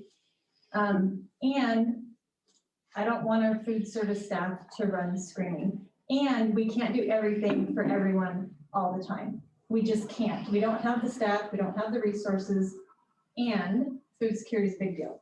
So those are all ands. I'm not minimizing anything. And Is that clear direction, Troy? Or- And for those that are listening who do feel like we're adding more to your plate, well, I guess we kind of are seeing if it's possible without breaking you in the process. So anybody else want to add anything? And it's a good discussion, so thank you for raising it, Rob. Anything else? Any other questions for Troy? No, I knew that was the one to end it on. Very good discussion, very good discussion. Thank you, thank you, thank you. All right, moving on to the agenda. We're still on the We're presentation. still on our presentation. Oh my goodness, yes, keep going. I thought I waited till the end of your presentation. Nope, Okay, we're still on agenda item number 2. Keep going. All right, so for summer learning this year, we are scheduled for our ELL and migrant summer school, essentially, as it's well known to be July 12th through August 12th. We will run it on Mondays and Thursdays. Registrations have been mailed home, and we'll have a Blackboard message go out tomorrow, just so that it's kind of timed with when mail shows up, and they'll know kind of what it's about. There's a flyer explaining it, along with transportation, etc. Focus is on learning loss in core academic subjects, as well as English language development. We'll provide breakfast and lunch. And then we are also, the principals and I are really in discussions around any sort of potential extended day learning opportunities for next school year. And we're looking for some guidance from ODE that is expected to be released this week. Now I think we're at the end.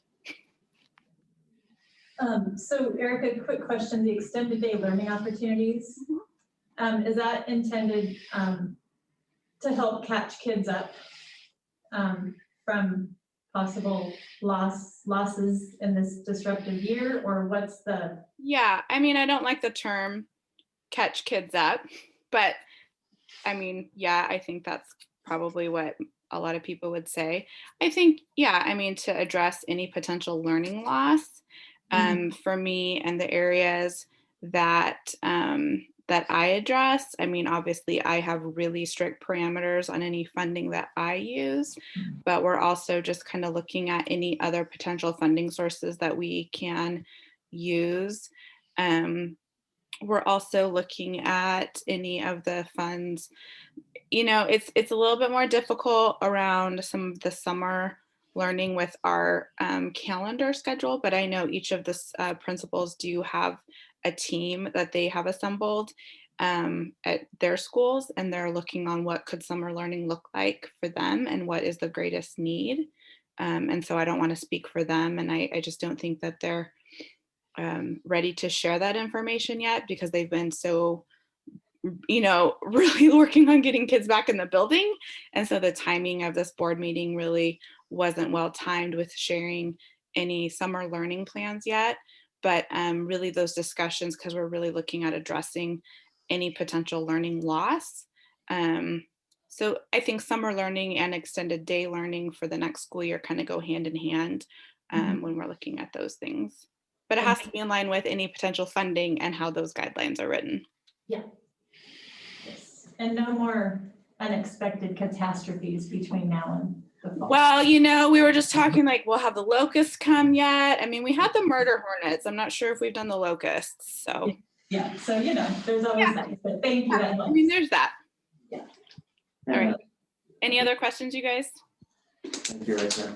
All right, thanks. And the last bullet there talks about the guidance being released on April 14th. And when we heard the original, the guidance, or not the guidance, but the announcement prior to the guidance, they talked about summer school opportunities, a requirement of a minimum of 6 weeks. And because of the situation we're in, we really can't provide 6 weeks with our current staff. And so there was a lot of pushback by the superintendents, and we're hoping that the guidance will change that potentially into 2 3-week opportunities or 3 2-week or some similar combination. So that's going to make a big difference on how districts do it as well. All right. Now, we're at the end. Any other questions or comments before we move on? All right, thank you everyone for those presentations. So on to approving the agenda. Somebody wants to make a motion to approve it. Great. Move that we approve the agenda as written. I second. Okay, moved and seconded. Any discussion? Okay, all in favor? Aye. Aye. Everybody says aye. Thank you. Consent items. Does anybody have anything that they want removed from the consent items? Just like to mention, Sherry, just a reminder that beginning of the year, we normally have all of our coaches and extra duty on the calendar in the spring. And as a reminder, we didn't do that with our athletics because we had no idea what was going on at the time. Right.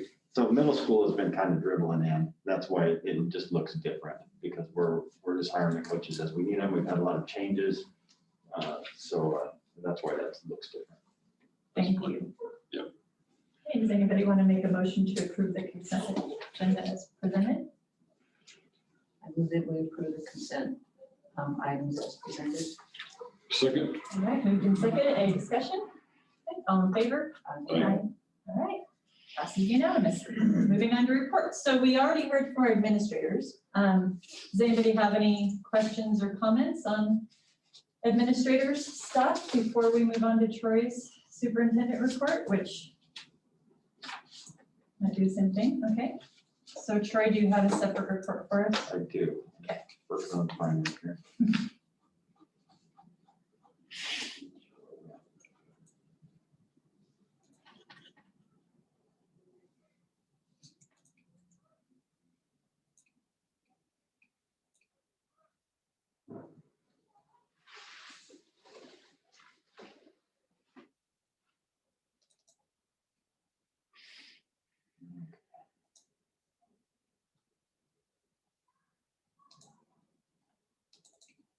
And while you're bringing that up, I'll just remind people who are listening, if you want to address the board, your time will be coming pretty soon. So be sure to chat, use the chat function to let Jill Holland know that you'd like to address the board.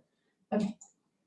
Okay, so state assessments have been a hot topic in the news here lately. As you all know, the original waiver request to just waive and not have assessments was denied by the feds, and then they turned around and got a second waiver that has been conditionally approved, and we're moving forward. I believe it's formally approved now, but there were some conditions that the state had to meet. They've already sent the information out to us. It has reduced the number of assessments that are being required, and they've reduced the length of those assessments. I think all they did was remove a number of items. So the same format with just a number of items. And then there's always still that opt-out process which parents have already been notified of. This is a example of shortened blueprint. Again, these are just what they would consider average times. I think Teresa would probably tell you not all kids take it amount of time. Some have, some 20. Yeah. But considering the time of year, it's nice to know that it is reduced and that we're going to be able to do that. These are the changes. So as a reminder, all these students were in these grade levels were previously required to take the ELA and the math, and then the science at 5 and 9 and 11. So they've been reduced. So this is the subjects that will be required at each of those levels. We're currently in the process of getting staff trained like we do every year, and the window opens up last week. I had to open up last week, but nobody started yet because going through that waiver process. As you know, we're busy bargaining. Everybody's busy with planning for next year while we're still trying to get them in for this year. It's just been very strange. But classified folks, our next meeting is April 21st. We meet every Wednesday for bargaining. 1 week it's classified, 1 week it's licensed staff. John has been joining us for the license part. That's been very helpful. And classified, we've exchanged offers and we are really close. Happy to announce that. And so we'll be meeting again, like I said, on the 21st again. And then license, our third bargaining session is this Wednesday. And part of the operating agreement that we have is that all new language or proposals would be presented by the end of the third meeting. So by the end of the 14th, both sides will have everything on the table, if you will. I mentioned last month about an easement that a local homeowner or a property owner is requesting. He's came back asking for more information, and so he went to the city. He's working with the planning commission there and talking with them about what does he have to do to make a proposal. And I told him that in order for the board to be able to consider any potential easement or sale of access to that property, they're going to have lots of detail about how, you know, the setbacks and the location and any improvements. And of course, those all the costs would be the responsibility of the person buying that. And so I don't know if I'll have it by next month, but that's where we're at. It's in their court, if you will. Is part of the information we get volume of traffic expected on that? Yeah, I don't Is know. that, I'm curious. Yeah. Yeah, Because it's so close to the middle. I'm sure they'll have to provide that through the city too, for the impact. Yeah. Yeah. I wonder what the value to MASD 91, that facility, to the families of students is, and to students. I just don't, I think somebody needs to validate or give before I'd be interested in finding out or trying to have someone help us figure out what this money amount is why would we do this? I don't see a value. Yeah, That'd be a lot of money. What's a lot? Yeah. Did we get a lot of money from turning in the panels, the solar panels? Did we? Because we're going to have to get rid of those. And we're going to have to find a buyer for those. And we're going to have to find a place that's willing to take it. Now, is that going to be a bargain? Do we really know? Who is the wizard here on money that knows what this is about? Yeah. It'll be interesting to see how far they go. Yeah, and how, you know, what kind of families is it gonna attract? Is it gonna be affordable? You know, is it, because I know that affordable housing for our families is really challenging. I don't know I don't know how big the units are or anything. And I don't even know if they know because they're early in that planning stage. Yeah, it'd be interesting to see what if they get to the point to present information to us. I'm just going to be very interested in what it says. Yeah, thank you. Any other comments or? Thank you. As a reminder, federal stimulus dollars, we know what our allocation for the ESSER 2, the second round of stimulus dollars is. And we had already allocated more than half of that in our first round that are ongoing costs for next year. As a reminder, we have a CARES, we have an oversight committee that is represented for each building and each of our departments and our classified and license associations that are overseeing that. Right now, the ESSER 3, it's not called the ESSER 2, it's they changed the name. I have to get on the next slide from Biden's administration. But we know that there is, you know, obviously that the federal government has allocated these funds, but there's really no further information on what that allocation is actually going to be or how it can be used or when it's coming. So we're just being very careful about considering how to allocate those funds until we have more information. We've been told it would be a couple more months before we actually know. And so budgeting, we're in the final stages of preparing our budget for the first budget committee meeting on May 10th. And we're working currently with a $594,000 shortfall for next year. And that's reflected in the expenditure report that you have on your packet. And that's primarily enrollment from the loss of about 80 students of enrollment under the situation we're in. Again, staffing decisions by April 30th. And at this time, the ESSER funds, we're being very careful. You really can't use them for general fund staffing because you're just be kicking that expense down the road because those funds are going to go away. So we're trying to make sure that we continue to use our ESSER funds for the emergency needs we have, for additional drivers, additional cooks and custodians, and those extra things that we need now that we have not needed before, and we don't think that we will need when we continue. Well, that's not good news, Troy. Yeah, you can't. No, the $594,000 Oh, yeah. shortfall is No, not good. no, we knew, we've known all along we were going to be short, so we've been planning, but, Yeah. you know, and then with the state now, and I don't know that they're making much progress over there, but Ways and Means Committee, their budget is the same as the governor's at 9.1. And we know that at the state level, we need somewhere around 9.5 or 9.6 for a state budget to continue with services at current levels. And again, just a reminder about the enrollment that we're projecting for next year. We're budgeting based on half of our kids coming back. So that might be a little conservative, but right now we don't have really good information on that because parents aren't giving you a strong message as to what they're going to do next year until they know what's going to happen. And I don't blame them. That's right. We're currently, you know, the board passed a calendar being very optimistic that we're going to come back full in person with no restrictions in the fall. And that's what we're hoping for.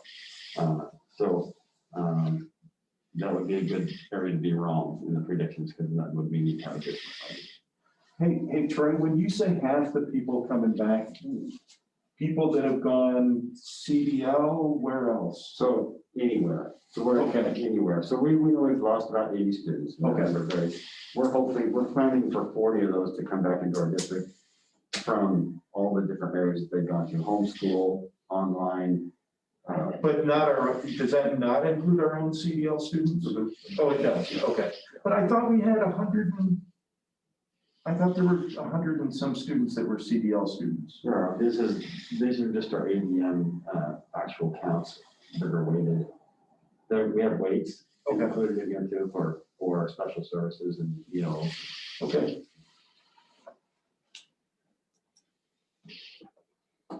Again, just like I already mentioned, this is the governor's budget, and the ways we are the same, about 9.1. We need about 9.6. American Rescue Plan is what the ESSER 3 is. That's the actual name of the. We received a phone call this week, and we're notified that we have been identified as a district with a targeted district for under House Bill 3499, which is EL services. And so we are going to be going into an improvement process with the state. An improvement? An improvement process. Thank you. Yes. We went through this about 2000, I want to say 2007-ish. And we brought in a person to help us, and we made lots of changes to the way we deliver services and our plans, and our kids improved quickly.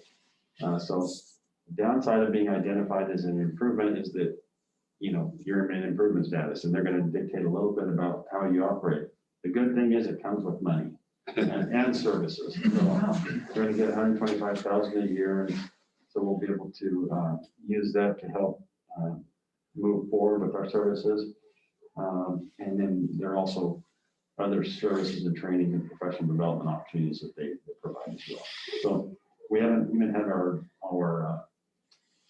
orientation on this yet. It's happening on the 21st, and we'll have more to report back to the board next month. Staff appreciation is coming up, and this is a reminder for our newer board members. There's there's classified week and there's teacher appreciation week nationally and state as well. But we're such a small district, we've always made it a point to appreciate all staff during the same week. And so we just chose the time in the spring, which is, if you look online, this is going to be teacher appreciation week, but we call it staff appreciation week. And so that we can recognize all of our staff. And so this year, we're working with our wellness committee, and we'll be going to be providing lunch for all of our staff again. A little different because of the COVID restrictions, so we're working on how that's going to come, but we will be providing a lunch in honor of all of our staff during that week. That's what I have. Any questions? Questions for Troy? All right. Board member reports. Does anybody have anything to report? All right. I do want to acknowledge the passing of Mrs. Ellis, whose passing happened not all that long after Mrs. Campbell. So I just want to acknowledge that for the middle school and those that were taught by and worked with, Mrs. Ellis, and I'm going to bring in Mrs. Campbell as well. Just want to share condolences, and it's a big deal. And so, Mr. Ticky, my condolences, and I hope that you guys come together to grieve and celebrate the lives of those that you've lost. Thank you so much, Sherry. She was an amazing educator, friend, colleague, and mentor to so many. So I really appreciate that. Yeah, and you can't talk about her without just shouting at the top of your lungs. So, gotta say that. So anyway, Thank you for sharing that, Sherry. And I also would like to acknowledge Erica Gordon. She did an amazing job of getting our crisis team in here and coordinating services, and Gail, putting meals together for staff in a couple of buildings and all three buildings. And they operated really quickly, and I appreciate that. yeah. All right. Now we're moving on to the public forum. So Jill, has anybody signed up to address us tonight? I have one person signed up for public forum, and that is Lucy Astorga. Okay, Lucy, let me say my spiel that I always do. Individual comments are limited to 3 minutes. If more time is required, please submit comments or questions in writing. At this time, members of the public are invited to present concerns to the board. Speakers may offer objective criticism of school operations and programs, but the board will not hear complaints concerning individual school personnel. The chairperson will direct complaints to the appropriate means for board consideration and disposition of legitimate complaints involving individuals. That said, whenever you're ready, Lucy, I will set my alarm for 3 minutes and you can start talking to us. All right, good evening. Thank you for taking the time to take public comment. I want to first thank all of the staff who have been working tirelessly to jump through hoops and manage the curveballs being thrown at them. I know it's not easy. My perspective in our district is as a parent and as a community member. And so my perspective is limited. And part of that frustration, I guess, that I have comes from not understanding, not knowing exactly what everyone else's perspective is.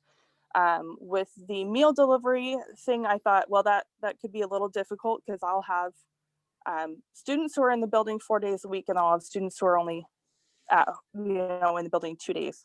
And for us, we can manage that. My seventh grader knows how to make a sandwich. She could fend for herself if she needs to. But there are others in the district who were on free and reduced meals who maybe don't have the resources at home to be making lunches and stuff for the students who are there alone without parental supervision because their parents are working, or who do have parents, but they just don't have the food in the home. And if the students are in the schools 4 days a week, that diminishes that factor greatly for the students of the district. that would, from my perspective, that would help relieve a lot of things. It's another benefit to the kids being in the school 4 days a week. And that's another frustration, is having kids who are so happy to be able to go to school 4 days, and then having a child who still can only go 2 days, and how disappointing that is for them. And how I'm disappointed for her, because she's not going to have the same experiences that my other kids will be able to have. And that's something that, you know, kids are having to deal with. It's just something else, you know, for the year that they're having to deal with. But it's not something that I want her to deal with if it's at all possible that she doesn't have to. And I know that you mentioned it's sometimes hard to get volunteers, but I know that Mount Angel is like the community of volunteerism. There are volunteers everywhere. I was heavily involved with the parent league with the grade school the last couple of years, and we would have sign up geniuses to help with the volunteering for shifts for the family fun night, meals for the teachers for the conference days, and those were always filled. We always had volunteers. There are people who will step up if you ask them to. The only thing I've been asked to volunteer or offer my time for is crossing guards at the grade school. And I can't, because of my work schedule, the hours just don't work that I can do that.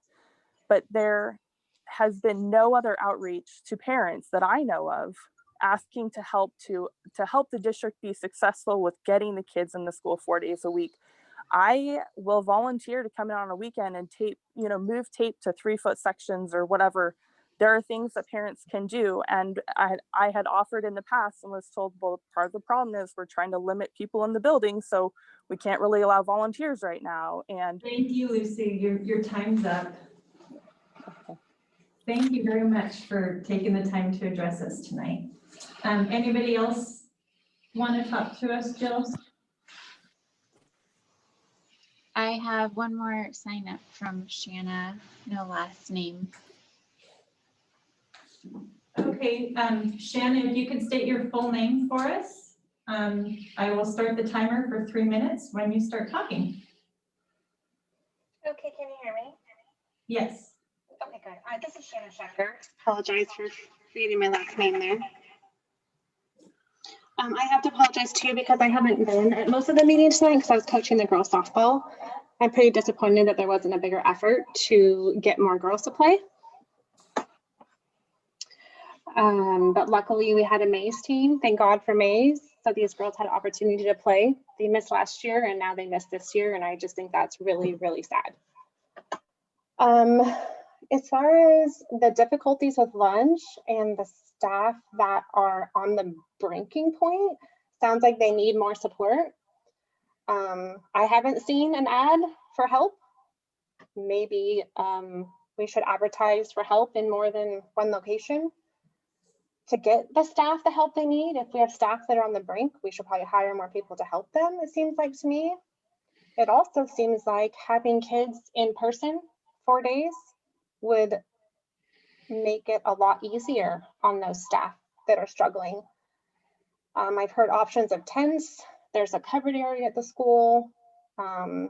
Seems like we could hire people to help monitor lunches. Parents could volunteer to monitor lunches. I feel like getting the middle school students in 4 days should get done as well. That's all I have. Thank you very much. Jill, anybody else?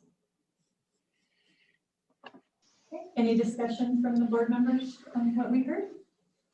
All right, well, we always appreciate hearing from you, and keep coming and keep participating. So thank you, everyone.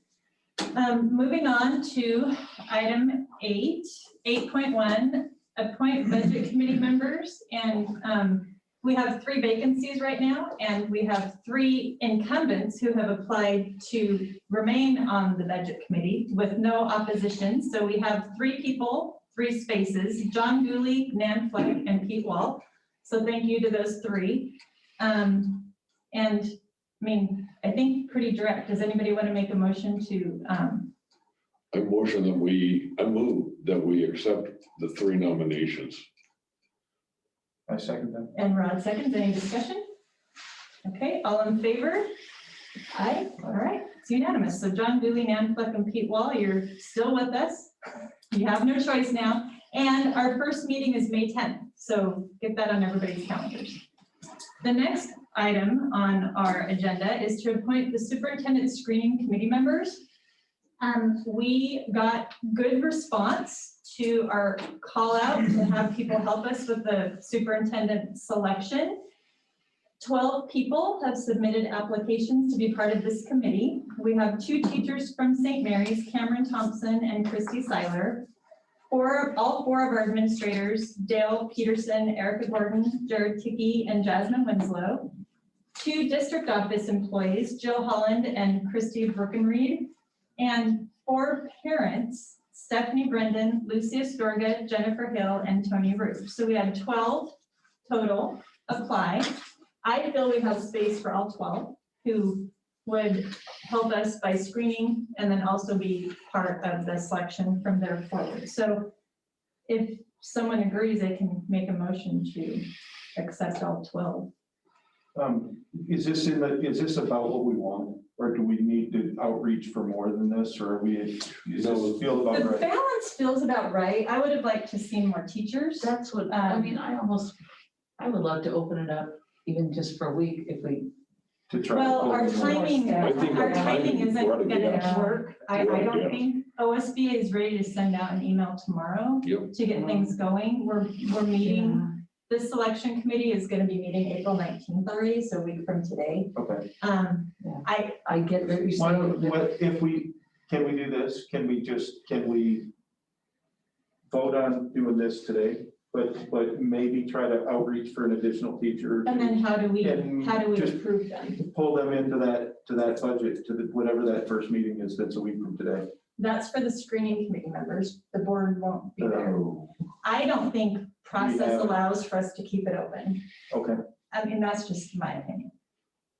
Because really the board as a whole needs to Has approve to and select appoint this each committee. people. And so we would have to have a second meeting between now and next Monday, which could happen.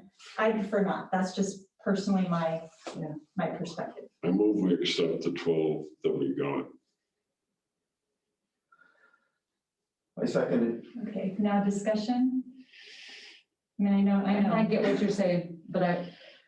Can we provide an open space that a teacher can fill?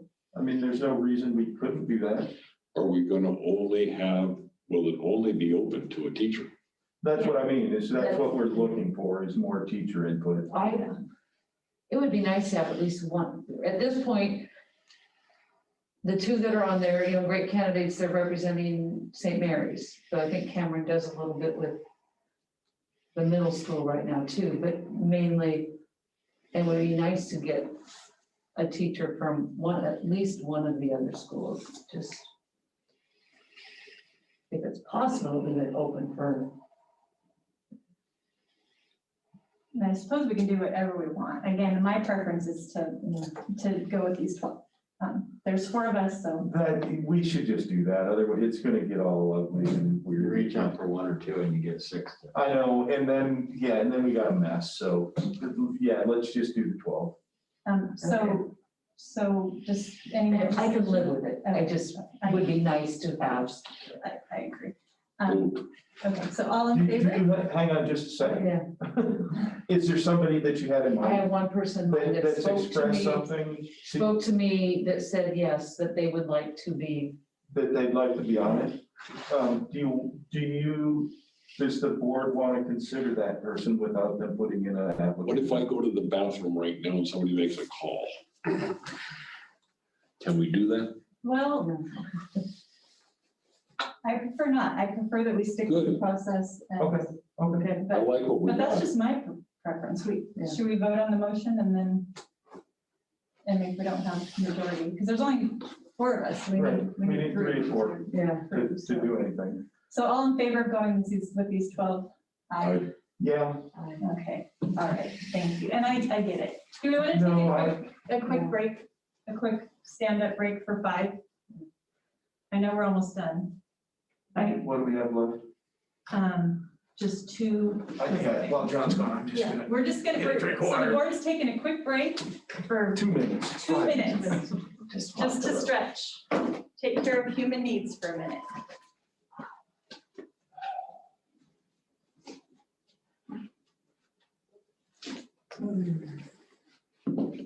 I could have texted her. I get what you're saying, though. Yeah, if I'd known a week ago, Well, I didn't know who was. I know. Until this, yeah.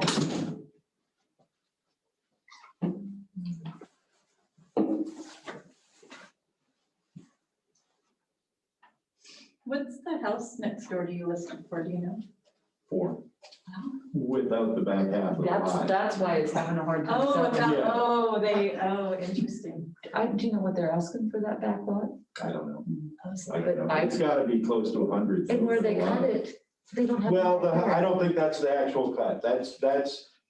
They put up that fence because they had renters there and they didn't want the renters in any of the backyard, but I think the actual property line, because that fence is right at the back of the house. Yeah, And I don't think they could divide the property there. I think they have to be at least like 10 feet back from it. that's still not enough. No, I know. It's a tiny little lot if Well, they and sell it's it like like that. a 4-bedroom and 1 bath, I think. I mean, there's things about it that just, No, and it's been a rental for 10 years. Yeah. So I don't know. I mean, I haven't been in it for a long time. I I've was only in it ever years seen the ago. outside, it's a cute house. it looks very cute on the Yeah. outside, yeah. There's not much. Reminder, we're still public. What's that? Just under my roof, we're still public. Yeah. Oh, we're still in our meeting, that's Yes, right. we are. We didn't say anything terrible. All right. Great neighborhood. Your neighborhood. Perfect place. Yeah. All right, let's keep going. We're reconvening after a couple minute break. Good call, John. All right, so next is executive search process calendar Q&A. So the calendar is on our website. If anybody is interested in learning about where we're at with the superintendent search process.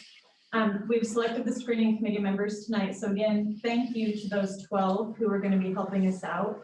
But they're going to be meeting, so applications close April 15th. That's the deadline for people to submit their applications. When I checked with OSBA a little over a week ago, there had been 6 people who have applied, which they said is pretty typical for this time.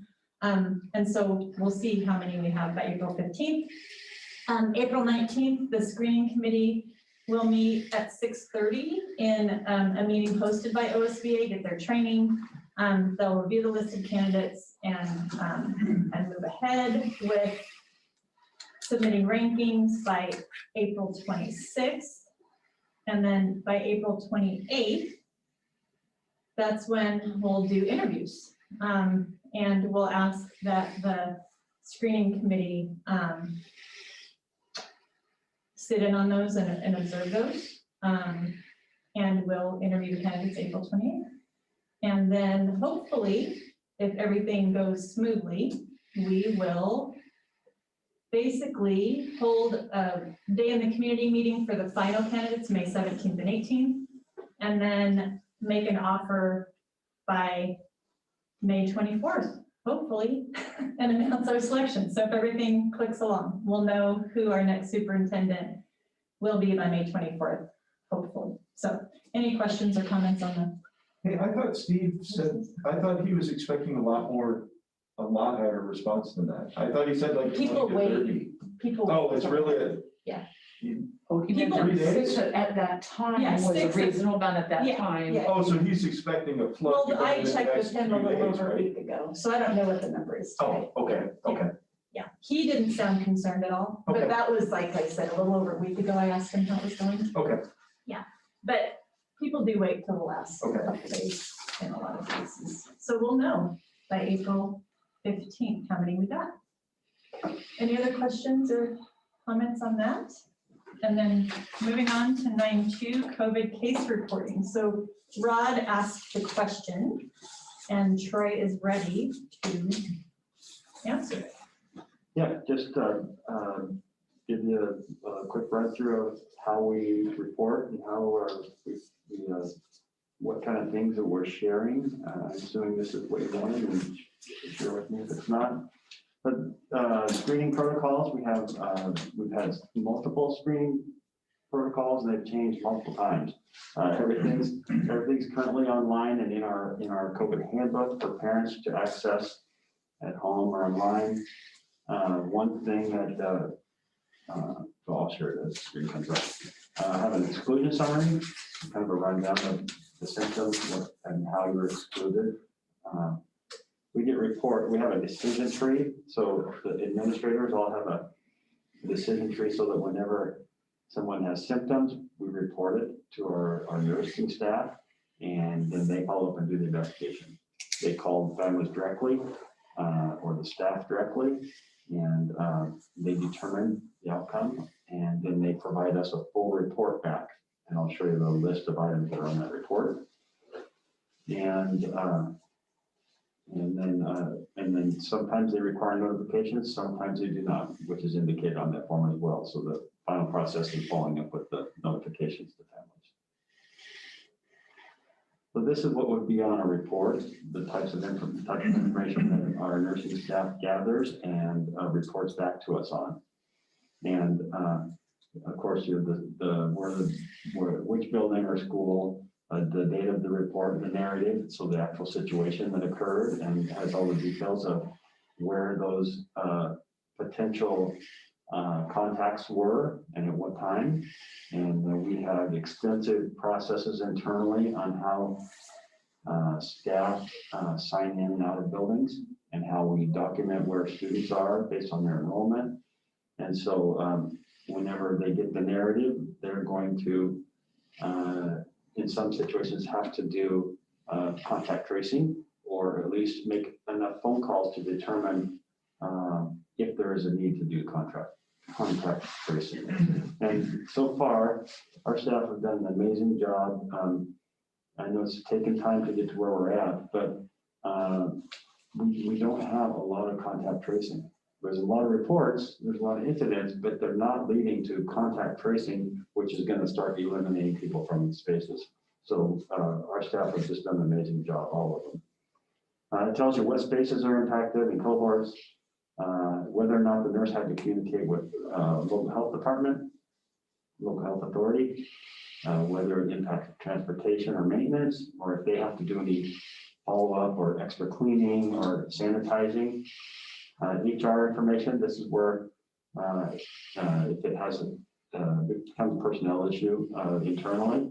And then are we required to communicate with, or what were the communications with families and staff?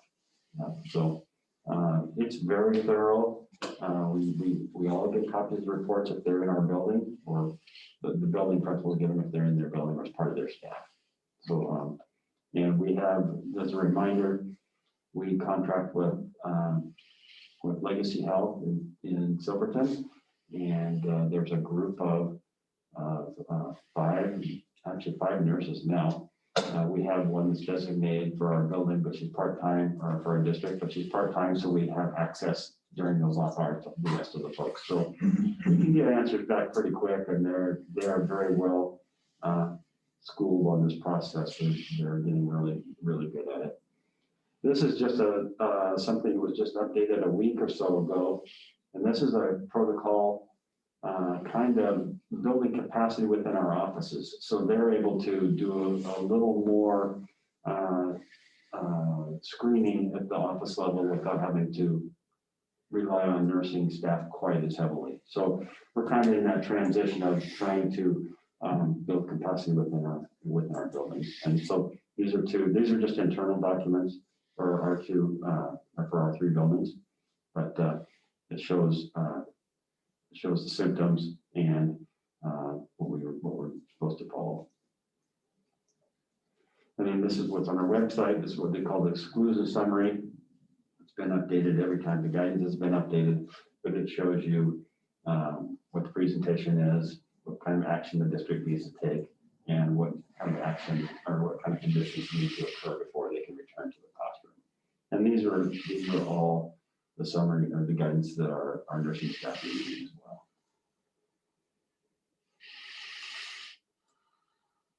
So it's quick, but that's the process that we go through each time that we have symptoms. And we have, as we expected, we're gonna have more occurrences as we get more kids in our buildings, but it's also a heavy allergy time.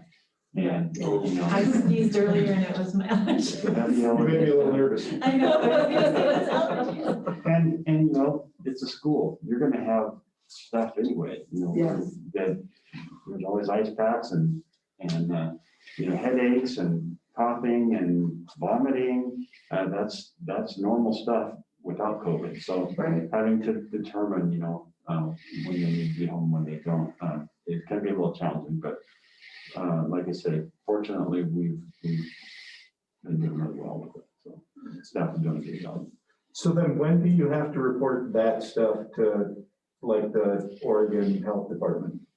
We report weekly. So you report all